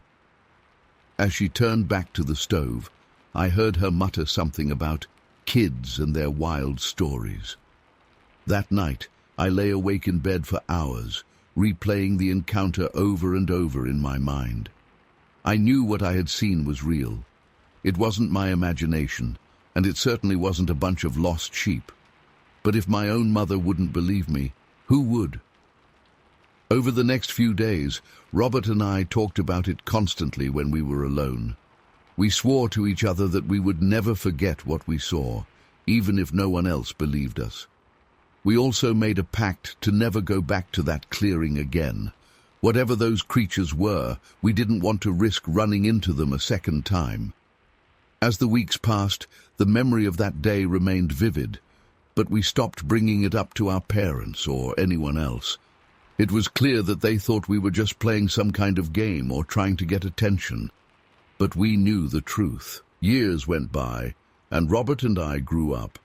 We moved away from Siskiyou County, started our own families, lived our lives. But we never forgot that summer day in 1944. Every so often, usually late at night when the house was quiet, I would find myself thinking about those creatures. I would wonder where they came from, what they were doing in our woods, and if anyone else had ever seen them. I've read stories over the years about Bigfoot sightings and other mysterious creatures in the forests of the Pacific Northwest. Some of the descriptions sound similar to what we saw that day, but nothing quite matches up exactly. Whatever we encountered, it was something unique, something that perhaps no one else has ever seen. Now, as an old woman looking back on my life, I still can't explain what happened that day. I've had people suggest that it was some kind of shared hallucination, or that my brother and I somehow convinced ourselves we saw something that wasn't there. But I know in my heart that isn't true. Those creatures were real as you or me. I've often wondered if I should have tried harder to convince people of what we saw. Maybe if we had told more people, someone would have investigated and found evidence. But then I think about how it felt to not be believed, to have our experience dismissed as childish imagination. And I realize that keeping it to ourselves was probably for the best. Still, there are nights when I lie awake, thinking about those creatures with their shimmering fur and intelligent eyes. I wonder if they're still out there, hidden away in some remote corner of the forest. Part of me hopes that someday someone else will see them and finally prove that Robert and I weren't crazy or lying. But another part of me hopes they stay hidden, safe from a world that might not understand or accept them. One thing I know for certain, that day changed me forever. It opened my eyes to the possibility that there are things in this world beyond our understanding. It taught me to keep an open mind and to listen when someone tells me something extraordinary, because sometimes the most unbelievable stories are the ones that are true. As I near the end of my life, I've decided to finally share this story. Not because I expect anyone to believe me, but because I feel it's important to put it out there. Maybe somewhere, someone else has seen these creatures. Maybe they've been carrying around the same burden of an unbelievable truth. If so, I want them to know they're not alone. To this day, I can close my eyes and see those creatures as clearly as if they were standing in front of me. The way their fur shimmered in the sunlight, the intelligence in their eyes, the graceful way they moved despite their size, it's all etched into my memory. It was terrifying, yes, but also awe-inspiring. In those brief moments, I glimpsed a world beyond what most people ever get to see. I don't know what those creatures were. I don't know if they still exist or if they were the last of their kind. But I do know that on that summer day in 1944, my brother and I saw something truly extraordinary. And no matter what anyone else may think, that's a truth I'll carry with me to my grave. Story 13. I was just a young girl of 12 when it happened, but the memory is seared into my mind as clearly as if it were yesterday. It was the summer of 1950, and I was spending my days exploring the wilderness of Los Padres National Park on horseback. My family had a small ranch on the outskirts of Ventura, California, and I'd grown up around horses. That summer, my parents finally deemed me old enough to venture into the park alone on my trusty mare, Penny. I loved those solo rides, just me and Penny winding our way through the rugged canyons and dense forests. The scent of sage and pine in the air, the crunch of rocks under Penny's hooves, the endless blue sky above. It was my own private paradise. I'd often stop to let Penny drink from clear mountain streams while I'd munch on the peanut butter sandwich I'd packed. On this particular day in late July, I'd ridden deeper into the park than ever before. The air was thick and humid, unusual for the typically dry California summer. Sweat trickled down my back as Penny and I picked our way along a narrow trail, hugging the side of a steep ravine. The trail eventually opened up into a small, secluded valley with a bubbling creek running through it. I dismounted to give Penny a rest and let her drink from the creek. As I was adjusting the saddle, I heard splashing sounds coming from around a bend in the creek, just out of sight. Thinking it might be deer, I quietly crept closer, staying low and moving slowly so as not to startle them. What I saw when I peered around a large boulder nearly made my heart stop. There, not 30 feet away, were three creatures unlike anything I'd ever seen before or since. They were unmistakably similar to humans in their overall shape, but covered in reddish-brown hair from head to toe. The largest was perhaps 7 feet tall, with the two smaller ones reaching to about its chest height. My mind raced, trying to make sense of what I was seeing. Bears. No, they were clearly bipedal, standing upright at the edge of the creek. Some kind of monkeys? But they were far too large, and what would monkeys be doing in the California wilderness? As I watched, frozen in place, the realization slowly dawned on me. These must be the legendary Bigfoot creatures I'd heard whispered about. The two smaller ones were splashing in the shallow water, while the larger ones stood watch, alert but seemingly relaxed. From their behavior, it looked like a parent or older sibling watching over two youngsters. Despite their intimidating size and inhuman appearance, there was something undeniably familiar about their interactions. I must have made some small sound, because suddenly the larger creature's head snapped in my direction, its eyes locking onto mine. I felt a jolt of fear run through me, but something in its gaze kept me rooted to the spot. There was intelligence there, and curiosity, but no aggression that I could see. Without really thinking about it, I slowly raised my hand in a small wave, the same way I might greet a neighbor. To my utter astonishment, the creature raised its own massive, hair-covered hand and mimicked my gesture. We stayed like that for what felt like an eternity, but was probably only a few seconds, simply looking at each other. Then, moving with surprising grace for its size, the large creature gently herded the two smaller ones away from the creek. They quickly vanished into the thick underbrush on the far side of the clearing, leaving nothing but some ripples in the creek to show they'd ever been there. I remained frozen in place for several minutes, my mind struggling to process what I'd just witnessed. Eventually, I became aware of Penny nickering softly behind me, bringing me back to reality. In a daze, I returned to her, mounted up, and rode home in a state of shock. That night, I lay awake for hours, replaying the encounter over and over in my mind. Part of me wondered if I'd imagined the whole thing, if the summer heat had caused me to hallucinate. But I knew deep down that it had been real. I'd seen them. I'd made eye contact. I'd even exchanged a simple greeting with a creature that wasn't supposed to exist. The next morning, I woke up determined to tell my parents what I'd seen. But as I sat at the breakfast table, the words stuck in my throat. I could already imagine their reactions, concern, disbelief, maybe even anger that I was making up stories. So I said nothing, and the secret settled into my heart, a weight I would carry for years to come. For weeks afterward, I rode out to that same valley every chance I got, hoping for another glimpse of the creatures, but I never saw them again. Sometimes I'd find strange footprints in the mud by the creek, far larger than any human foot, but that was all. As the years passed, I convinced myself to keep quiet about what I'd seen. It was the 1950s, and people were more likely to think I was crazy or attention-seeking than to believe me. I went off to college, got married, had kids of my own, but I never forgot.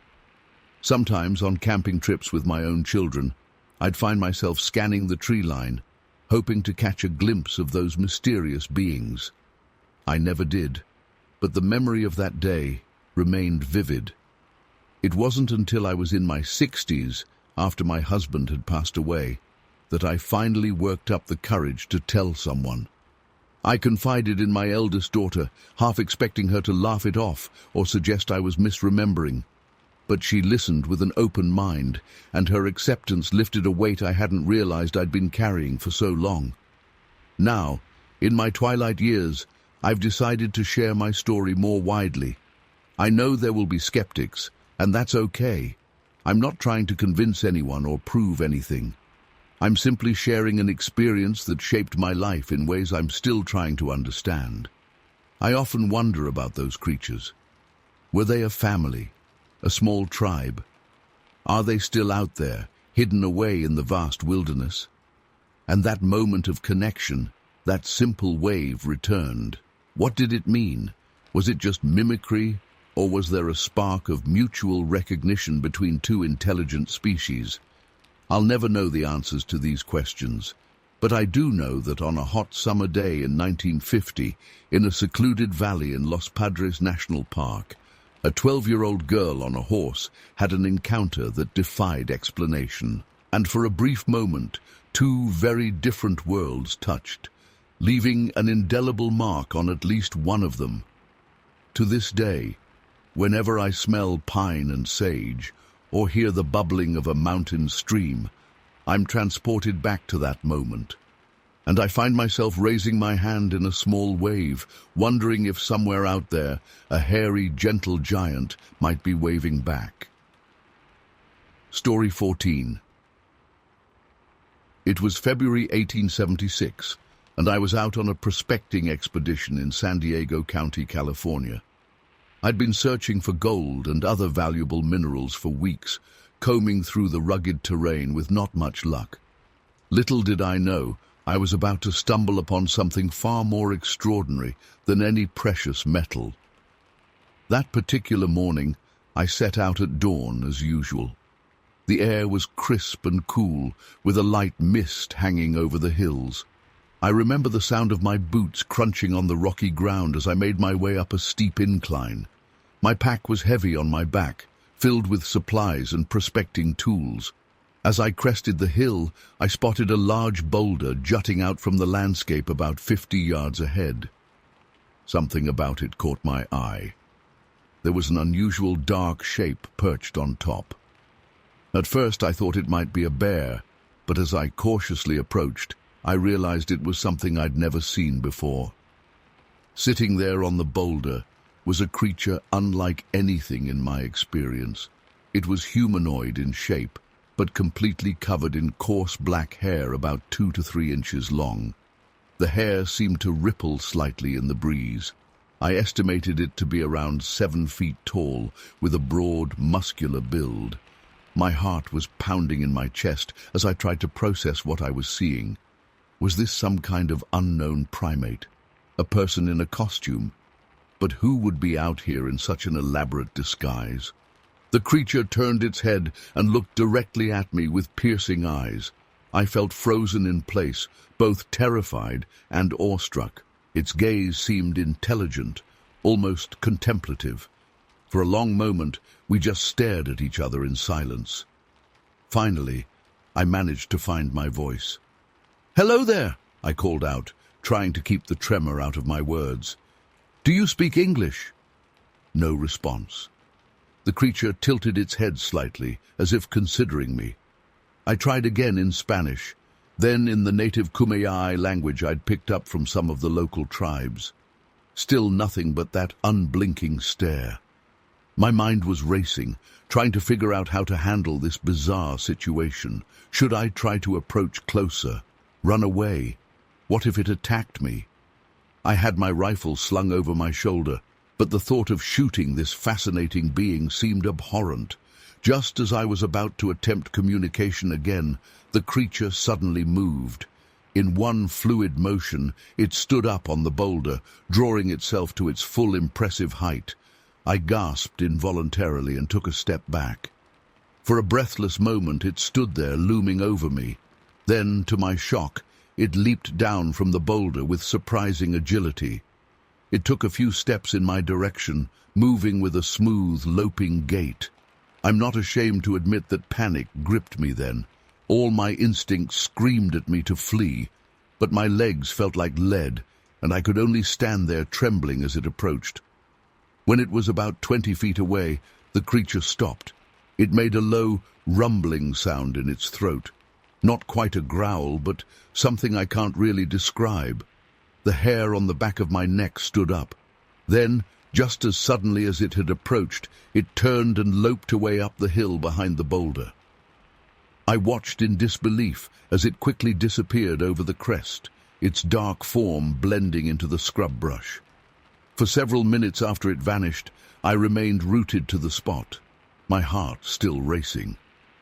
Part of me wondered if I had imagined the whole thing, but no. The impression was too vivid, too real. When I finally got my wits about me, I hurried over to examine the boulder where it had been sitting. There were no obvious signs left behind, no footprints, no hair, nothing to prove what I'd seen. But the rock face was warm to the touch where it had been perched. I spent the rest of that day in a daze, barely focusing on my prospecting work. My mind kept replaying the encounter over and over. What was that creature? Why was it there? How had it vanished so quickly without a trace? That night at my camp, I couldn't sleep. Every rustle in the bushes made me jump, wondering if the hairy being was out there watching me. I kept my rifle close at hand, though I'm not sure what good it would have done against such a creature. The next morning, I packed up my gear and headed back to town earlier than planned. I needed to tell someone what I'd seen, to try to make sense of it. But as I rode into San Diego, I started to have doubts. Who would believe such a fantastic tale? I'd be laughed out of town, dismissed as a mad prospector, driven loopy by too much sun and solitude. So I kept quiet about it, at least at first. I made some discreet inquiries about strange sightings in the area, but no one seemed to have encountered anything similar. A few times I considered going to the newspaper with my story, but always lost my nerve at the last minute. As the years went by, I often found myself thinking back to that day. Sometimes I would wake up in a cold sweat from dreams of those penetrating eyes staring into mine. I'd find myself scanning the hills whenever I ventured into the backcountry, hoping for another glimpse but also dreading it. Now, all these years later, I still don't know what to make of what I saw that February morning. Was it some undiscovered species, a visitor from another world, a spirit or demon straight out of native legends? I've never been able to come up with a satisfactory explanation. I'm an old man now, and I know my time is growing short. That's why I've finally decided to share this story. I need to get it off my chest before I take it to my grave. Maybe someone out there has seen something similar. Maybe there are other encounters that have gone unreported out of fear of ridicule. All I know is that my experience that day changed me forever. It opened my eyes to the possibility that there are things in this world beyond our understanding. Things that defy explanation and classification. I've never returned to that exact spot in the hills. Part of me has always been too afraid of what I might find, or what might find me. But I often wonder if that creature is still out there, watching and waiting. And I wonder how many others like me have had encounters they were too scared to talk about. So there it is, my strange tale, finally told after all these years. Believe it or don't, but I swear on my life that every word is true. That hairy being was as real as you or me. And the memory of our brief encounter has haunted me ever since that February morning in 1876. Story 15.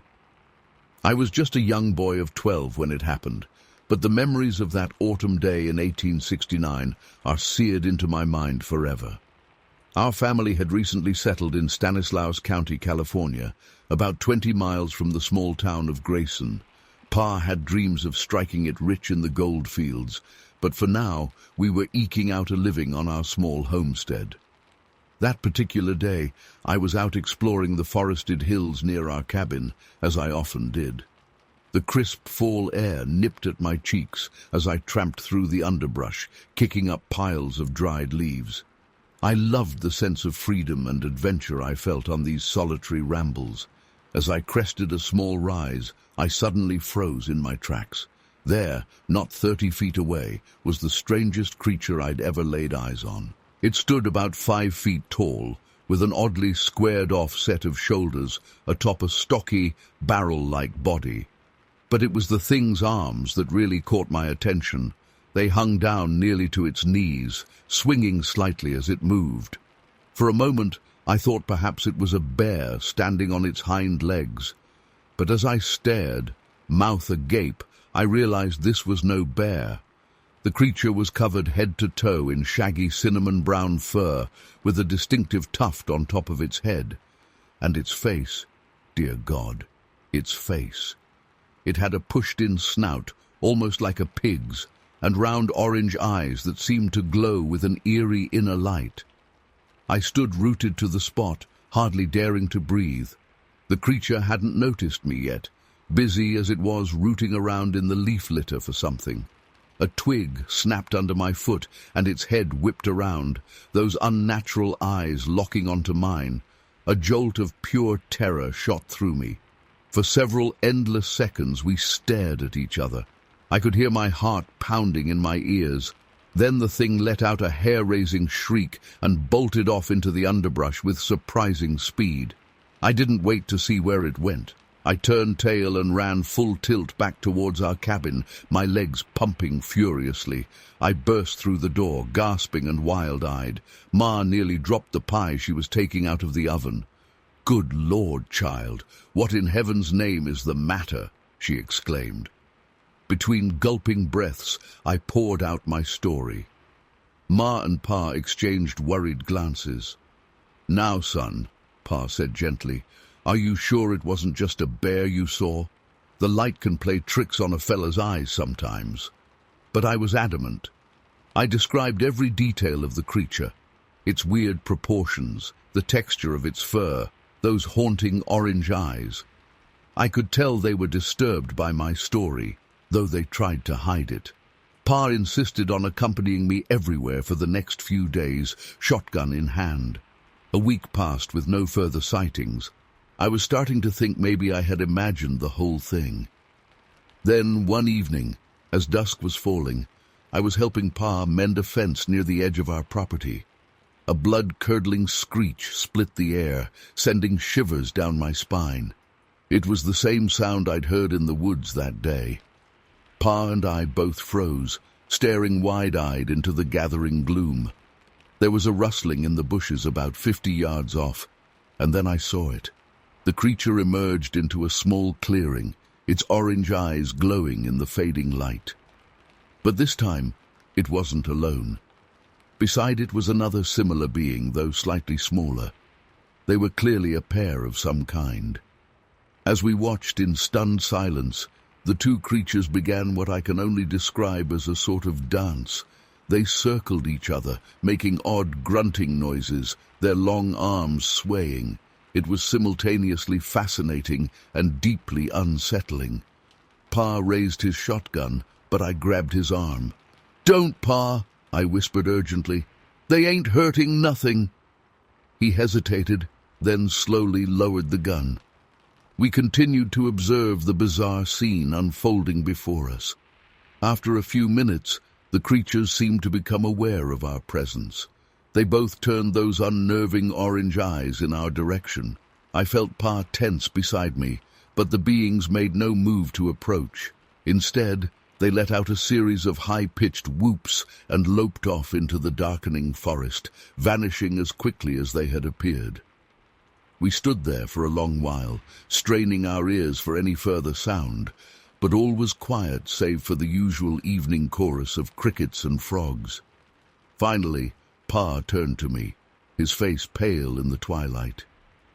"I reckon we'd best be getting back to the house," he said softly. "Your ma'll be wondering where we've got to." As we walked back, Pa gripped my shoulder. "Now listen here, son. We ain't gonna speak a word of this to anyone outside the family, you hear? Folks'll think we've gone plumb loco if we start talking about whatever them things were." I nodded solemnly, understanding the wisdom in his words, but I couldn't stop thinking about what we'd seen. What were those creatures? Where did they come from? And why were they here, in our little corner of California? Over the next few months, we had a handful of other encounters with the strange beings. Sometimes we'd hear their eerie cries echoing through the hills at night. Once or twice I caught glimpses of them flitting through the trees at the edge of our property. But they never came close to the house or seemed aggressive in any way. As winter set in, the sightings became less frequent. By spring, we realized we hadn't seen or heard the creatures in weeks. It was as if they had simply vanished, leaving us to wonder if they had ever really been there at all. Years passed, and life went on. I grew up, got married, had children of my own, but I never forgot those bizarre encounters from my youth. Sometimes, on quiet nights, I find myself straining my ears, half expecting to hear that familiar, chilling cry echoing through the darkness. I've never told this story to anyone outside my immediate family before now.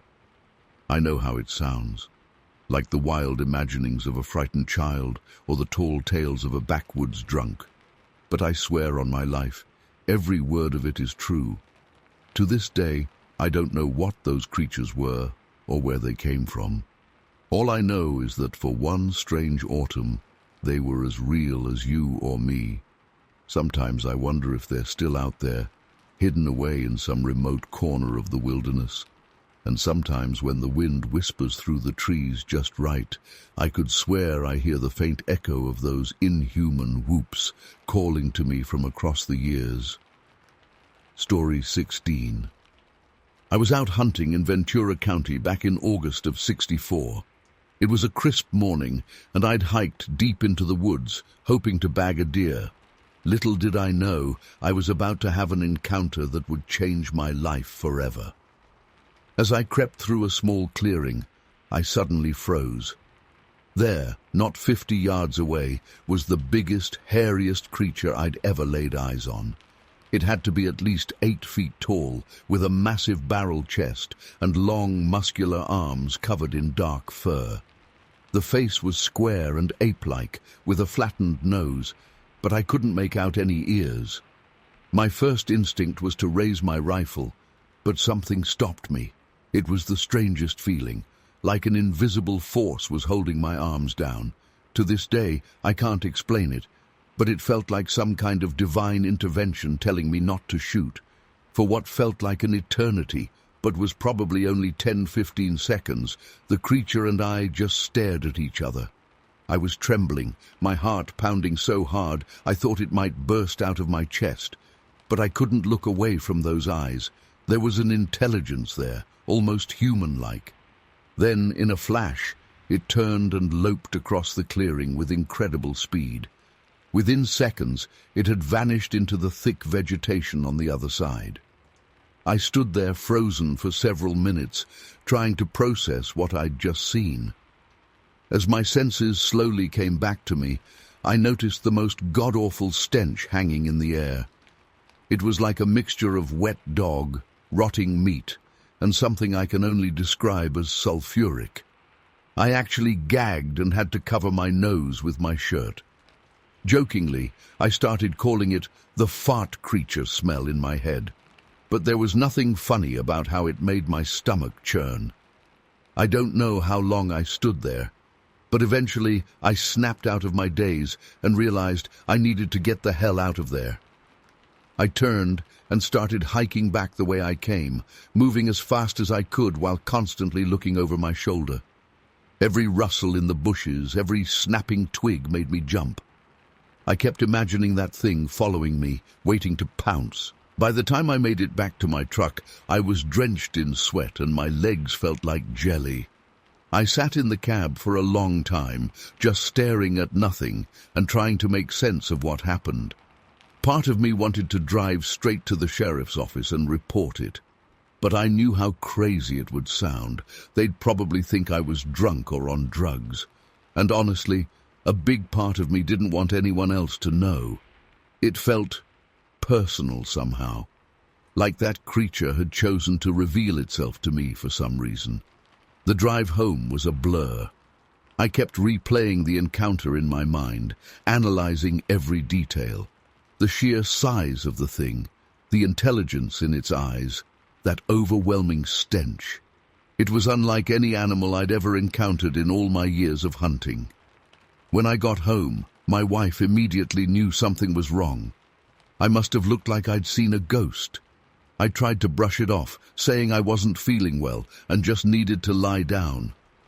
But she could tell I was shaken up. That night, I tossed and turned, unable to sleep. Every time I closed my eyes, I saw that creature staring back at me. I kept hearing phantom rustling sounds outside our bedroom window, imagining it had followed me home. The next morning, I called in sick to work. I just couldn't face going in and pretending everything was normal. Instead, I spent the day poring over local newspapers, looking for any reports of strange sightings. But there was nothing. I thought about going back out to the clearing, to look for tracks or other evidence. But the idea of encountering that thing again terrified me. What if next time it wasn't so peaceful? What if it attacked? As the days passed, I found myself becoming obsessed. I started reading everything I could find about Bigfoot and other cryptid sightings. I'd always dismissed that stuff as nonsense before, but now I wasn't so sure. I also became hyper-aware any time I was outdoors. Every hike, every camping trip, I was on high alert. Part of me hoped to see the creature again, to prove to myself I hadn't imagined it. But a bigger part was terrified of that very thing. The experience changed me in ways I'm still trying to understand. I gave up hunting, couldn't bring myself to raise a gun at an animal again after that. I became more spiritual, more open to the idea that there are things in this world beyond our understanding. It's been decades now, and I've never seen anything like it again. But I'll never forget that day in the woods. The day I came face to face with something that shouldn't exist, something that shattered my understanding of the world. I've told this story to a few close friends over the years, but most people wouldn't believe it. Hell, there are times I'm not sure I believe it myself. But then I remember those eyes, that overwhelming presence, and I know whatever I saw that day was real. Sometimes, late at night when I can't sleep, I find myself wondering about that creature. Is it still out there, roaming the forests of Ventura County? Has anyone else seen it? And why did it reveal itself to me that day? I don't have answers to those questions, and I probably never will. But I do know this. That encounter changed me forever. It opened my eyes to the possibility that there's more to this world than we realize. That there are still mysteries out there, waiting to be discovered. To this day, I can't smell anything remotely similar to that fart creature stench without being transported right back to that clearing. It's like my brain has permanently linked that smell to the feeling of absolute terror and awe I experienced. I've thought about going public with my story many times over the years, but I always decide against it. Who would believe me? And more importantly, do I want to invite that kind of scrutiny and ridicule into my life? No, I think some experiences are meant to be kept personal, to be pondered and reflected on in private. But I'll tell you this, I've never looked at the woods the same way since that day. Every time I'm in nature, there's a part of me that's on alert, wondering if I'll have another encounter. It's a mix of fear and excitement that's hard to describe. I'm an old man now, and I know my time left on this earth is limited. But I hope that someday, somehow, the truth about these creatures will come out, that the world will know what I know, that there are things out there beyond our understanding, things that challenge everything we think we know about the natural world. Until then, I'll keep this experience close to my heart, a secret knowledge that has both burdened and enriched my life in equal measure. And every time I look out into the woods, I'll wonder, is it out there, watching me the way I watched it all those years ago? Story 17. I was just a little girl, barely 10 years old when it happened. It was the summer of 1950, and my family had decided to take a fishing trip to Humboldt County, California. We'd heard stories about how beautiful and untamed the wilderness was up there, with its towering redwoods and pristine rivers teeming with fish. I was so excited for the adventure, never imagining the terror that awaited me in those woods. We arrived at our campsite late in the afternoon, the sun already starting to dip behind the massive trees. The air was thick with the scent of pine and damp earth. As my parents set up our tent, I begged to go explore the nearby creek. After some pestering, they agreed, but made me promise to stay within shouting distance. I skipped down to the water's edge, marveling at how clear it was. I could see little fish darting between the rocks, their scales glinting in the fading sunlight. I found a good spot on a flat boulder and sat down, dangling my feet in the cool water. The sounds of the forest surrounded me, birds chirping, leaves rustling, the gentle gurgle of the creek. It was so peaceful. As the light grew dimmer, I noticed movement out of the corner of my eye. At first, I thought it was just a deer or maybe a bear in the distance, but as I turned to look, my heart nearly stopped.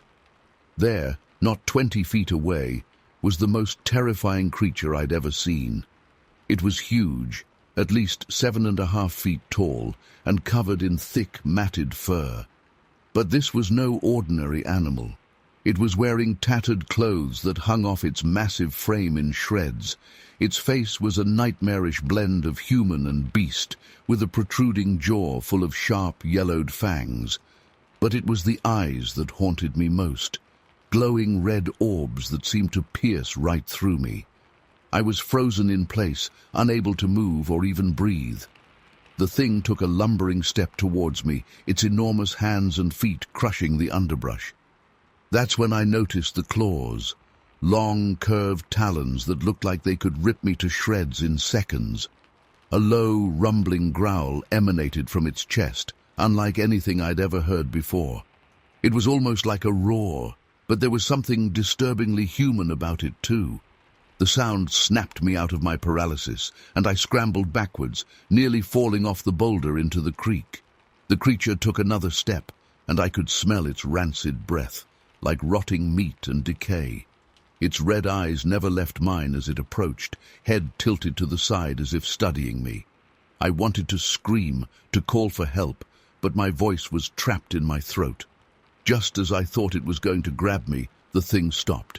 It stood there, swaying slightly, still making that awful rumbling noise. I don't know how long we stared at each other. It felt like hours, but it was probably only seconds. Then, without warning, it turned and loped back into the forest, disappearing into the shadows as quickly as it had appeared. I sat there trembling for what seemed like an eternity, afraid to move in case it came back. Finally, I heard my mother calling my name from the campsite. On shaky legs, I ran back as fast as I could, sobbing hysterically. My parents tried to calm me down, thinking I'd just been scared by a bear or mountain lion. But I knew what I'd seen was something far worse. They searched the area but found no signs of any large animal. As the days passed, they convinced themselves I'd just had an overactive imagination, spooked by the unfamiliar wilderness. But I knew the truth. That night, huddled in our tent, I could hear something moving in the woods around us. Heavy footsteps circled our campsite, accompanied by that same low, rumbling growl. I buried my face in my sleeping bag, too terrified to even whisper to my parents. The next morning, we found massive footprints in the mud near our tent. My father said they must be from a bear, but I'd never seen a bear print that looked so human. We packed up and left that day, cutting our trip short. I was relieved to be going home, but I couldn't shake the feeling that we were being watched as we drove away. For years afterward, I had nightmares about those glowing red eyes and razor-sharp fangs. I became terrified of the woods, refusing to go camping or hiking with my family. They chalked it up to a childish phase, but I knew better. I'd seen something that shouldn't exist, something that defied explanation. As I got older, I tried to rationalize what had happened, Maybe it had been a man in a costume or some kind of escaped circus animal. But deep down, I knew those explanations didn't fit. The creature I'd encountered was something else entirely, something ancient and terrifying that lurked in the deepest, darkest parts of the forest. I'm an old woman now, but I've never forgotten that day by the creek. Sometimes when I close my eyes, I can still see those red eyes staring at me, still hear that inhuman growl. I've never told anyone the full story until now. Who would believe me? But I know what I saw, and I know it's still out there somewhere, waiting in the shadows. For years, I scoured newspapers and local reports, looking for any similar sightings in the area. I found a few vague accounts of hikers seeing strange, ape-like creatures in the woods, but nothing that quite matched what I'd encountered. It was like the thing had vanished into thin air, leaving only my traumatic memories behind. As an adult, I even went back to Humboldt County once, driven by a morbid curiosity to revisit the site of my terrifying encounter. But the landscape had changed so much over the decades that I couldn't pinpoint the exact location. Part of me was relieved. I don't know what I would have done if I'd come face to face with that creature again. The experience changed me in ways I'm still trying to understand. I became hyper-aware of my surroundings, always looking over my shoulder, always listening for that distinctive growl. I developed a fascination with cryptozoology and unexplained phenomena, searching for answers to what I'd seen that day. But no matter how much I researched or how many experts I consulted, I never found a satisfactory explanation. The creature I encountered didn't fit neatly into any category, not Bigfoot, not a Wendigo, not any known animal. It was something other, something that shouldn't exist in our world, but somehow does. I'm sharing this story now because I feel like time is running out. I'm not getting any younger, and I don't want this experience to die with me. Maybe someone out there has seen something similar. Maybe by speaking out, I can help shed light on whatever is lurking in those woods. To this day, I can't look at the forest without a shiver of fear running down my spine. Every snapping twig, every rustling bush makes my heart race. I know it's irrational. The chances of encountering that creature again are astronomically slim. But the memory of those red eyes and that inhuman roar is seared into my brain forever. I often wonder what would have happened if the creature hadn't turned away that day. Would I even be alive to tell this story? And why did it spare me? These questions have haunted me for over 70 years, and I doubt I'll ever find the answers. So I'm putting this out there, hoping that someone, somewhere, might have a clue about what I encountered that summer day in 1950. If you've seen something similar, or if you have any information that might help explain what this creature was, please reach out. I need to know I'm not crazy, that what I experienced was real. Until then, I'll keep telling my story, hoping that one day the truth will come to light. And I'll keep watching the woods, always on guard, always listening for that bone-chilling growl that has echoed through my nightmares for 7 long decades. Story 18. I was heading home after a late shift at the lumber mill, exhausted and ready to crawl into bed. The rain had been coming down hard for hours, and I knew there was a risk of fallen trees, but I just wanted to get home. As I rounded a bend, my headlights illuminated a massive tree trunk sprawled across the road. "Damn it," I muttered, pulling over to the shoulder. There was no way around. I'd have to try to move it myself. I sat there for a minute, dreading getting soaked, but I knew I had no choice. With a sigh, I grabbed my flashlight and raincoat and stepped out into the downpour. The rain was coming down even harder than it looked. Within seconds, I was drenched, cold water running down my neck. I shined my flashlight on the fallen tree. It was bigger than I thought, at least 2 feet in diameter. I grabbed a branch and started trying to drag it, but it barely budged. After a few minutes of straining, I was panting and had only moved it a few inches.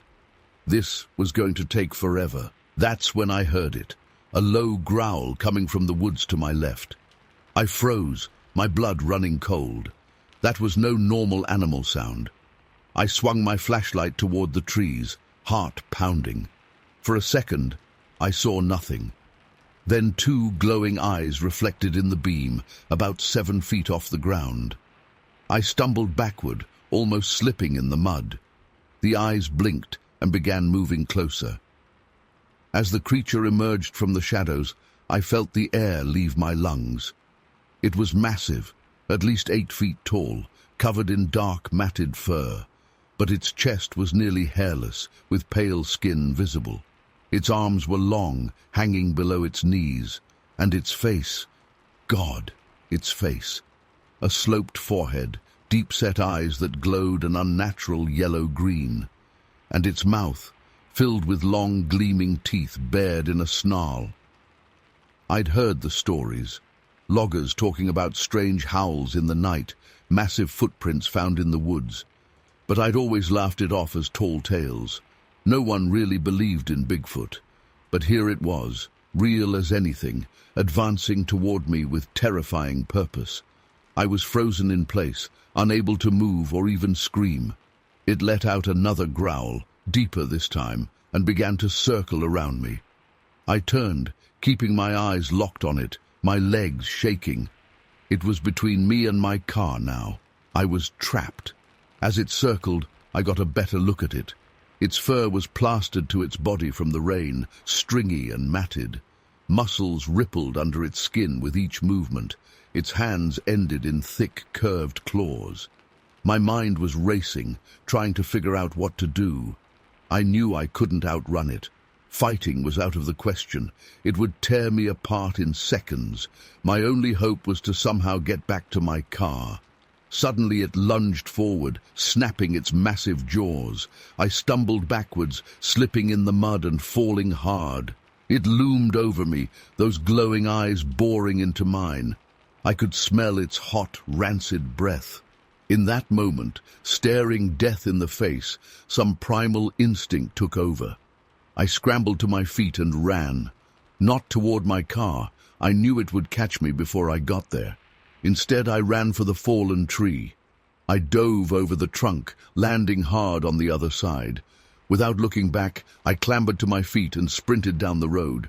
I could hear it crashing through the brush behind me, gaining ground with each stride. My lungs were burning, legs pumping furiously, but I knew I couldn't outrun it for long. Up ahead, I saw my car, still idling on the shoulder. It was my only chance. I pushed myself harder, feeling the creature's hot breath on the back of my neck. Just as I reached for the door handle, I felt claws rake across my back. I cried out in pain, but managed to wrench the door open and throw myself inside. I slammed the door shut just as the monster slammed into the side of the car, rocking it violently. I fumbled with shaking hands to lock the doors as it began pounding on the windows, roaring in rage. I threw the car into gear and stomped on the gas. The tires spun in the mud before finally catching. As I accelerated away, I saw the creature in my rearview mirror, running after me at incredible speed. I pushed the old Ford as fast as it would go, fishtailing on the wet road. The speedometer crept up, 50, 60, 70 miles per hour. Still it pursued, those glowing eyes fixed on me. Several times it almost caught up, swinging those long arms at my back window. But finally, after what felt like hours but was probably only minutes, it began to fall behind. I didn't slow down until I hit the main highway. Only then did I let myself breathe. My hands were shaking so bad I could barely grip the wheel. My back was on fire where its claws had caught me. I drove straight to the police station, still soaked and covered in mud. The deputies listened to my wild story with obvious skepticism, but when they saw the deep gashes on my back, their faces changed. A search party went out at first light, but they found nothing.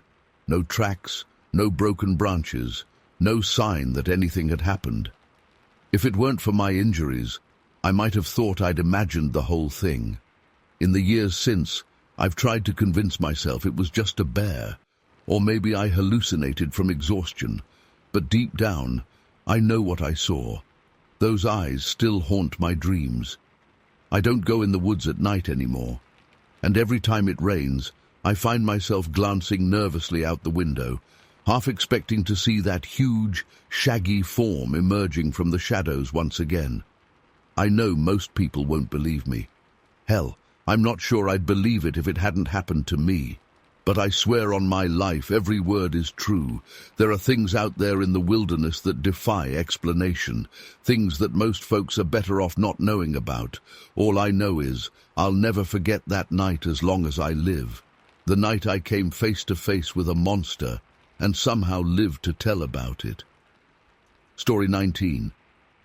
I'll never forget that crisp autumn day in 1956. I was just a teenager then, barely 15 years old, out on my first real deer hunting trip with my dad and uncles in Nevada County, California. The leaves were starting to turn, painting the forest in shades of red and gold. There was a chill in the air that made me grateful for my heavy flannel jacket. We had been out since before dawn, trekking through the woods in search of deer. By mid-morning, the others wanted to check a different area, but I was tired and my feet were sore from all the walking.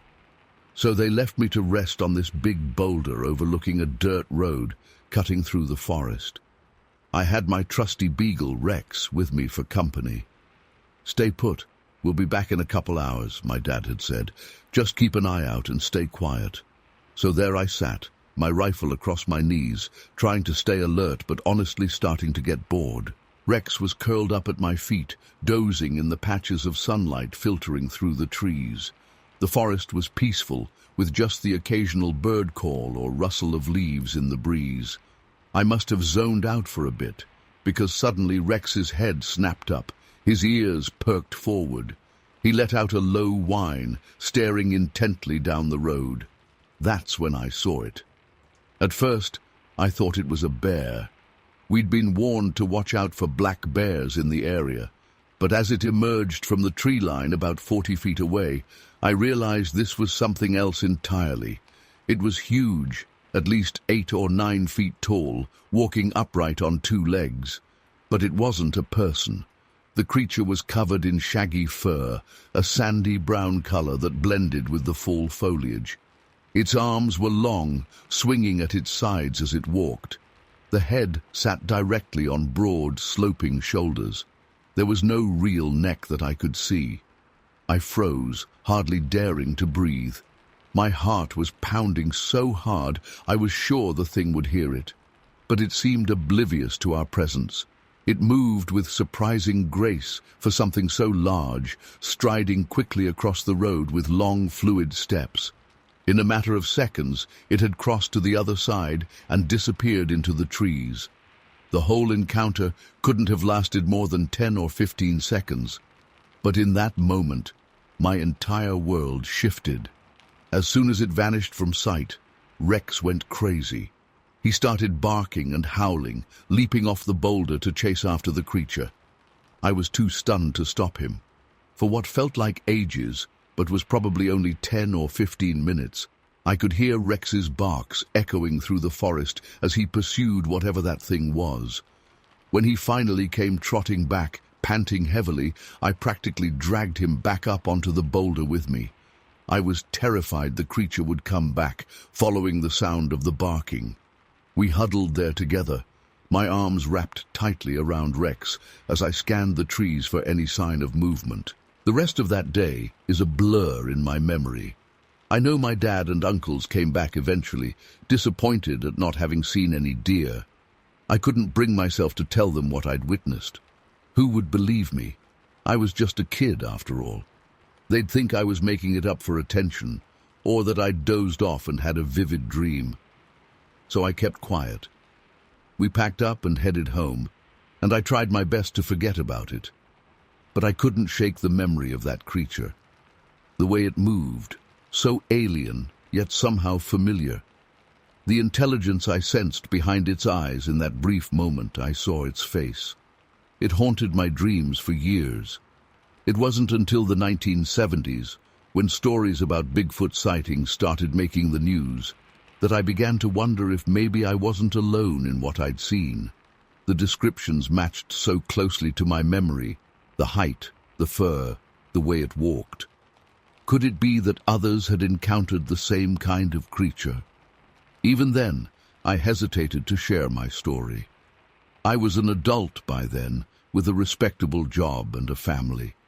I didn't want people thinking I was some kind of kook or attention seeker. So I kept it to myself, just a secret memory of that strange autumn day. But as the years went by and more credible Bigfoot sightings were reported, I started to feel a responsibility to speak up. What if my experience could help researchers understand these creatures better? What if there were others out there who'd had similar encounters but were afraid to come forward? So here I am, all these decades later, finally sharing what happened to me that day in Nevada County. I know some people will doubt me or try to explain it away. Maybe it was just a bear walking funny, or my young mind playing tricks on me. But I know what I saw. That creature was real, and it was like nothing else on this earth. I've often wondered why it didn't notice us that day. Perhaps the wind was in our favor, carrying our scent away. Or maybe it was just so focused on its destination that it didn't bother to look around. I'm grateful for that in a way. Who knows what might have happened if it had seen us? Sometimes I think about going back to that spot to see if I can find any traces of the creature. But I'm an old man now, and those woods have surely changed in the past 60+ years. Besides, part of me is afraid of what I might find, or what might find me. I don't know if it was truly a Bigfoot that I saw that day. I can't explain what it was or where it came from. All I know is that for a brief moment, I glimpsed something that shouldn't exist, according to everything we think we know about the natural world. It opened my eyes to the possibility that there are still mysteries out there, things beyond our understanding. To this day, whenever I'm in the woods, I find myself scanning the trees, listening intently for any unusual sounds. That encounter changed me, made me more aware of the world around me and the secrets it might hold. I may never see another creature like that again in my lifetime. But I'll never forget that autumn day when the impossible became real, if only for a few seconds. I don't expect everyone to believe my story, but I hope that by sharing it, I might encourage others who've had similar experiences to come forward. The more we talk about these encounters, the closer we might get to understanding what's really out there in the wilderness.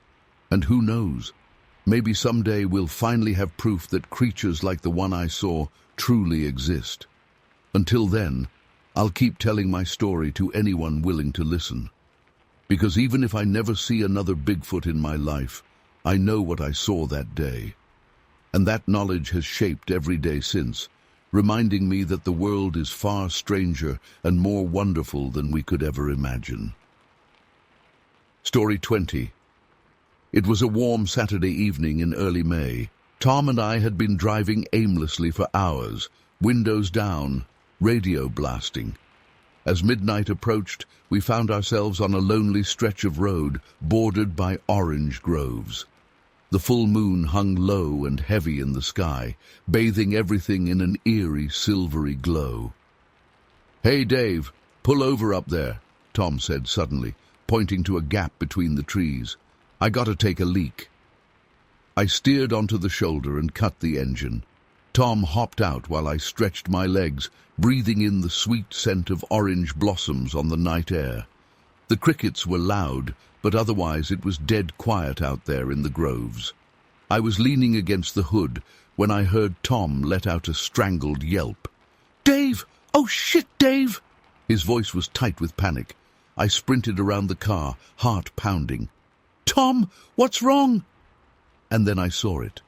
Standing there between the rows of orange trees was the biggest, most terrifying creature I'd ever laid eyes on. It towered over us, at least 9 feet tall.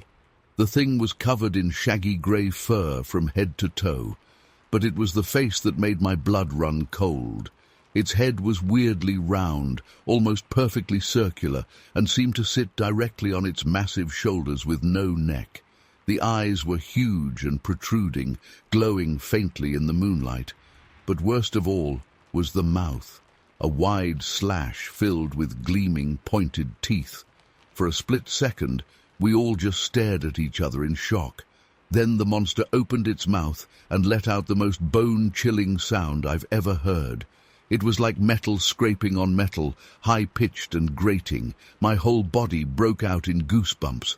"Run!" I screamed, grabbing Tom's arm. We scrambled for the car as fast as our legs could carry us.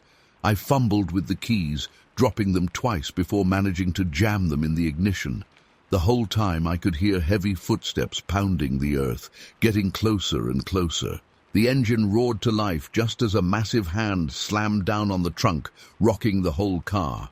Tom was yelling incoherently as I floored it, tires spinning in the dirt. We fishtailed onto the road with the creature hot on our tail. I've never driven so fast in my life. The speedometer was buried past 90 as we tore down that country road, but every time I glanced in the rear-view mirror, that thing was right behind us. Its long arms pumping, eating up the distance with huge strides. At one point it got close enough to swipe at the back bumper.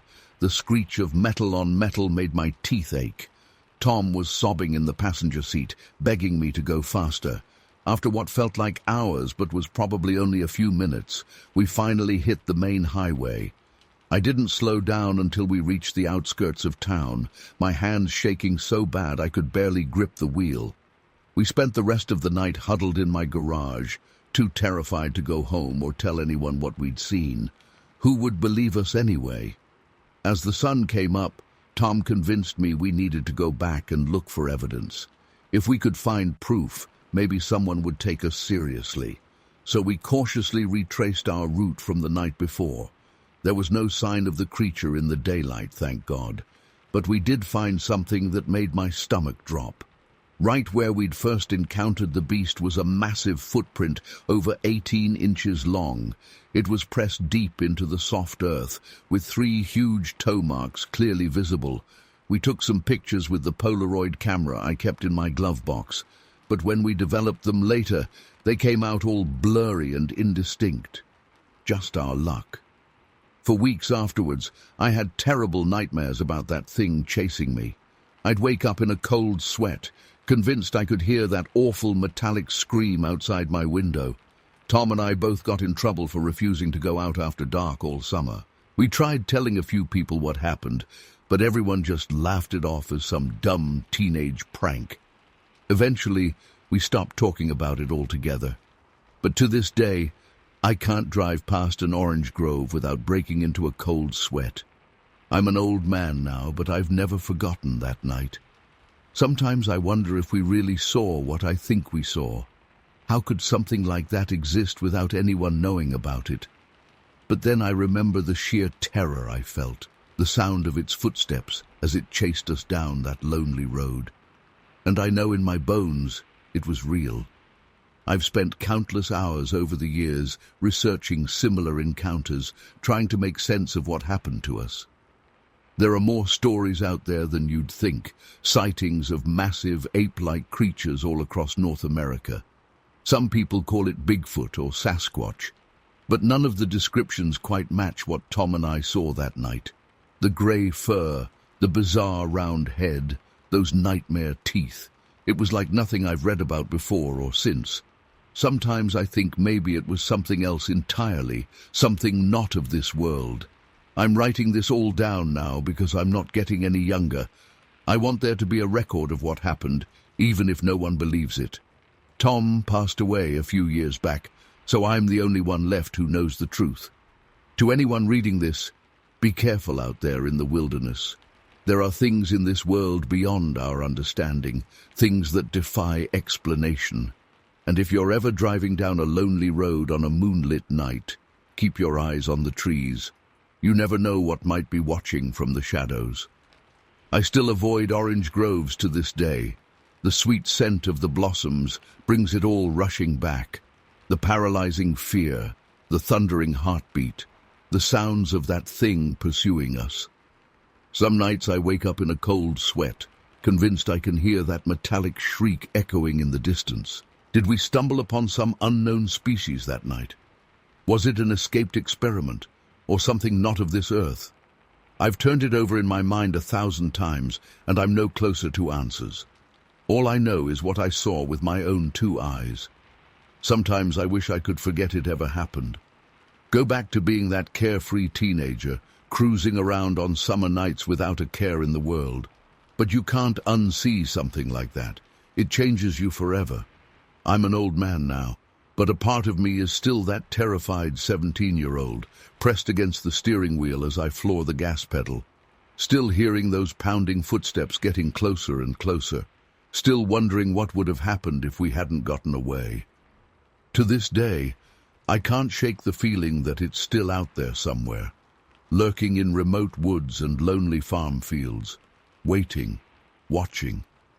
I just pray that no one else ever has to experience the terror Tom and I felt on that moonlit night so many years ago. If you're reading this, please, be careful out there. And if you're ever driving through Riverside County on a spring night, stick to the main roads. Don't pull over by any orange groves. You never know what might be hiding in the shadows, waiting to pounce.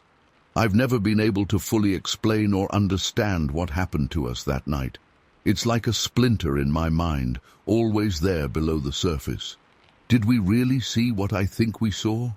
How is it possible that something like that could exist without the whole world knowing about it? But then I remember the sheer, mind-numbing terror I felt. The sound of its footsteps gaining on us, the sight of those gleaming teeth in the moonlight, and I know deep in my soul that it was real. Whatever that thing was, it was unlike anything known to science. Not quite Bigfoot, not quite alien, something in between, perhaps. A creature that defies categorization or explanation. I'm sharing this story now in hopes that maybe someone out there has had a similar experience, that I'm not alone in carrying this burden all these years, and as a warning to others to be vigilant, to be aware that there are things in this world beyond our comprehension. Be safe out there, folks, and always keep one eye on the tree line. You never know what might be watching from the shadows. Story 21. I was just a young man back in '63, working on a construction crew in Humboldt County. We were out in the sticks, laying down some big concrete pipes, real heavy-duty stuff, each section about 1 meter across. It was back-breaking work, but the pay was good, and I needed the money. The job had been plagued with problems from the start. Sections of pipe we'd already laid kept getting ripped out of the ground overnight and tossed into the nearby creek. The foreman was furious, thinking it was vandals or maybe some hippies protesting the project. He even got the sheriff involved, but they never found anything. Anyway, it was a crisp fall morning when everything went to hell. We showed up at the worksite like usual, ready for another day of sweat and aching muscles. But as we pulled up in the work trucks, I knew something was wrong. There was this eerie silence hanging over everything. The first thing I noticed was our equipment scattered all over. The excavator was flipped on its side like a toy. Our stack of pipes was knocked over, sections strewn across the clearing. And the dump truck, Jesus, the dump truck was perched up in a tree, its front bumper wedged in the branches a good 15 feet off the ground. My blood ran cold. No vandals could have done this. It would have taken a crane to lift that truck, and there wasn't one for miles. The foreman started cussing up a storm, but I barely heard him. My eyes were fixed on the ground. There, pressed into the damp gravel of the access road, was a footprint, but not like any print I'd ever seen. It was huge, easily twice the size of my work boot. The shape was all wrong too wide, with freakishly long toes. Whatever made it had to be massively heavy to sink that deep into packed gravel. I must have made some kind of sound, because suddenly everyone was clustered around, staring at the print. You could have heard a pin drop. "What in God's name?" the foreman whispered. That's when we heard it. a low, rumbling growl that seemed to come from everywhere and nowhere at once. The hair on the back of my neck stood straight up. Without a word, we all turned to look at the tree line. The forest seemed darker somehow, the shadows deeper. For a split second, I could have sworn I saw something move between the trees, something big. Panic hit me like a freight train. My legs were moving before my brain could catch up. I sprinted for the truck, heart pounding in my ears. The others were right behind me, a mad scramble of shouts and pounding feet. We peeled out of there so fast we left rubber on the road. Nobody spoke as we tore down the mountain. What the hell could we even say? Back in town, the foreman tried to give a report to the sheriff. Talk about footprints and supernatural strength. They basically laughed him out of the station. But I knew what I saw. We all did. The job got shut down after that. Insurance wouldn't cover the damages. And to be honest, you couldn't have paid me enough to go back up there. For weeks after, I had nightmares about that growl, about massive shapes moving in the shadows. I'd wake up in a cold sweat, heart racing. Eventually, I left Humboldt County altogether. Couldn't stand the sight of those damn redwoods anymore. Moved down to LA and never looked back.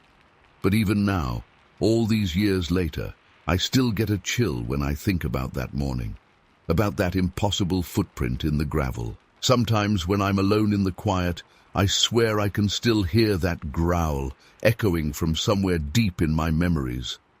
I don't know what the hell we stumbled across out there in those woods, but I do know one thing for certain. We weren't meant to see it, and it sure as shit wasn't happy we did. I've never told this story to anyone before. Figured folks would think I was crazy or making it up. But I'm getting older now, and I reckon people ought to know. There are things out there in this world that we can't explain, things that don't want to be found. So if you're ever up in Humboldt, stick to the towns. Don't go wandering off into those old-growth forests. And if you hear something moving in the shadows, something big, run, and don't look back. Because I've got a feeling that whatever it was we saw that day, it's still out there, waiting, watching. And God help anyone who crosses its path. I still remember every detail of that morning like it was yesterday. The smell of damp earth and pine needles, the way the mist clung to the ground, curling around our ankles, the eerie quiet, broken only by the crunch of gravel under our boots. And those footprints. Christ, those footprints. They haunted me for years. I'd close my eyes and see them, pressed deep into the gravel. Sometimes in my dreams, I'd follow them into the forest. But I always woke up before I saw where they led. Maybe that's for the best. The thing that really got to me, though, was the strength it must have taken to do what it did.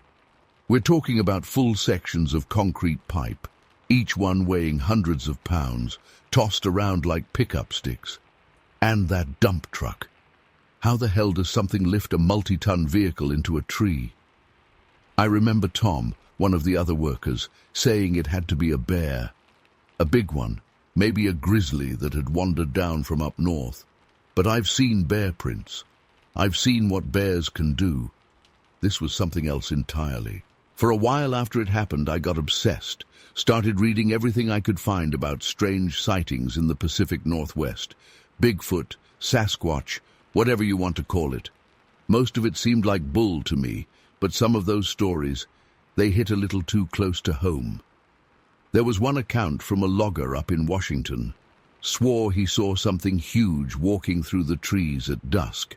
Said it was at least 8 feet tall, covered in dark fur. The way he described the way it moved, all quiet-like despite its size, sent shivers down my spine. Another story came from a hiker in Oregon.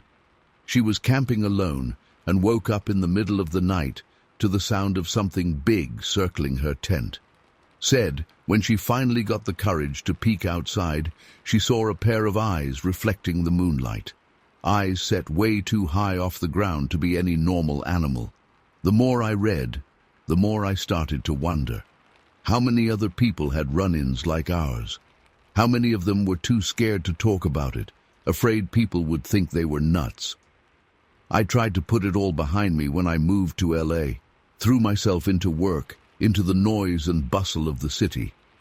But every now and then, something would trigger a memory.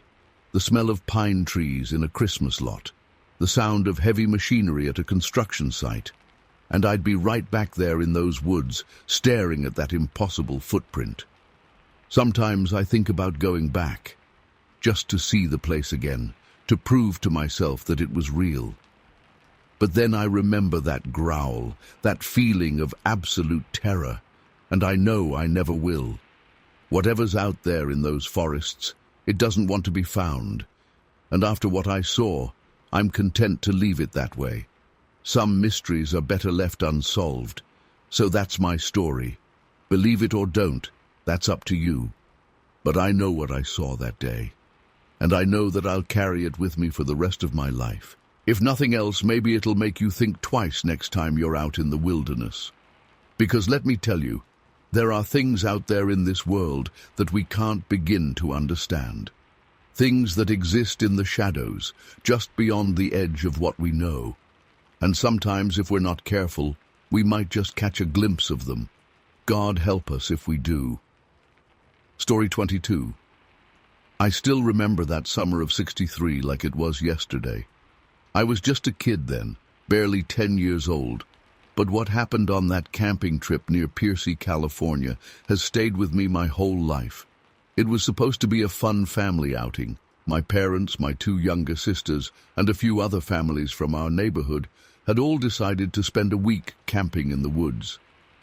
As kids, we were thrilled at the prospect of sleeping in tents, roasting marshmallows, and exploring the forest. The first few days were everything we'd hoped for. We spent our time hiking, fishing in the nearby stream, and playing endless games of hide-and-seek among the towering redwoods. The adults seemed to be enjoying themselves too, sitting around the campfire each night, sharing stories and cold beers. But on the 4th day, everything changed. It was late afternoon, and most of us kids were playing near the edge of our campsite. The adults were busy setting up for dinner, and we were taking advantage of our temporary freedom. I remember chasing my friend Billy through the trees, our laughter echoing through the forest. That's when I first noticed the smell. It hit me like a wall, this horrific stench that made me gag. It was like nothing I'd ever smelled before, a nauseating mix of rotting meat and something else I couldn't identify. I stopped in my tracks, nearly retching. "Do you smell that?" I asked Billy, who had also stopped running. He nodded, his face scrunched up in disgust. "What is that? Did something die?" We looked around, trying to find the source of the smell. That's when I saw it. At first, I thought it was just a shadow at the edge of the tree line, but as my eyes focused, I realized I was looking at something alive, something huge. It was standing perfectly still, partially hidden behind a massive redwood. But what I could see made my blood run cold. It was covered in thick, matted brown fur, and it was tall, so impossibly tall. Later, when the adults were discussing it, they estimated it was at least 8 feet high. I grabbed Billy's arm, too scared to speak. He followed my gaze and let out a strangled gasp when he saw it too. The creature didn't move. It just stood there, watching us. I could feel its eyes on me, even though I couldn't make out its face clearly in the shadows. The stench was overwhelming now, and I realized it was coming from this thing. I don't know how long we stood there, frozen in fear. It felt like hours, but it was probably only a minute or two. Then, slowly, deliberately, the creature turned and melted back into the forest. It moved with an eerie silence, especially considering its size. As soon as it was gone, the spell broke. Billy and I ran back to the campsite, screaming for our parents. The other kids who had been playing nearby came running too. We were all talking over each other, trying to explain what we'd seen. At first, the adults didn't believe us.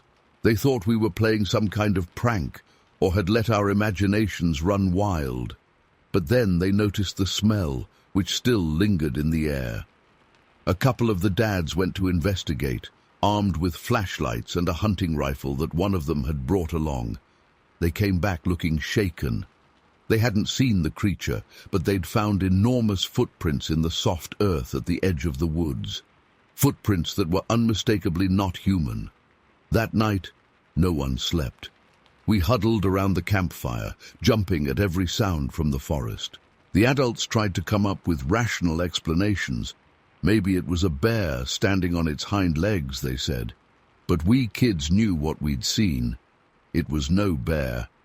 The next morning, after a tense and sleepless night, our parents decided to cut the trip short. No one argued. We packed up our gear in record time, constantly looking over our shoulders at the tree line. As we were loading up the cars, I heard two of the dads talking in low voices. They were discussing what to do. Should they report what happened? To whom? The police? Forest rangers? Who would believe them? In the end, they decided to keep it to themselves. Who would believe a story about a giant, smelly, ape-like creature in the California woods? We'd be laughed out of town. The ride home was quiet. Everyone was lost in their own thoughts, trying to make sense of what had happened. I kept replaying the image of the creature in my mind. Its massive silhouette burned into my memory. In the weeks that followed, I had terrible nightmares. I'd wake up in a cold sweat, convinced I could smell that awful stench in my room. My parents tried to convince me it had all been a product of an overactive imagination, that the stress of the experience had caused us kids to see things that weren't there. But I knew what I'd seen, and I wasn't the only one. Whenever I ran into Billy or the other kids from the camping trip, I could see it in their eyes. We shared a secret, a terrifying encounter that we couldn't explain. As the years passed, I tried to rationalize it. Maybe it had been a man in a costume, playing a cruel prank. But deep down, I knew that wasn't true. The size, the smell, the way it moved, it was something else entirely. I've read about Bigfoot sightings over the years, always with a mix of fascination and dread. Some of the descriptions match what we saw that day in Piercy, but I've never shared my story publicly. Who would believe me? Even now, decades later, I can't shake the memory of that creature watching us from the edge of the forest. Sometimes when I'm out hiking or camping, I'll catch a whiff of something on the wind that takes me right back to that moment, and I'll find myself scanning the tree line, half expecting to see that massive, fur-covered figure standing silently among the shadows. I don't know what we saw that day. I don't know if it was a Sasquatch or Bigfoot or some unknown species, but I know it was real, and I know that somewhere out there, in the vast wilderness of California, that creature, or others like it, might still be roaming, watching, waiting. That summer changed me. It opened my eyes to the possibility that there are things in this world that we can't explain, things that defy our understanding of what's real and what's not. And it taught me that sometimes the monsters from our nightmares might be more real than we'd like to believe. I've never been able to shake the feeling that we were the ones intruding that day. That creature, whatever it was, seemed more curious than threatening. It was in its home, and we were the outsiders. Sometimes I wonder what would have happened if it had decided to come closer, to make contact.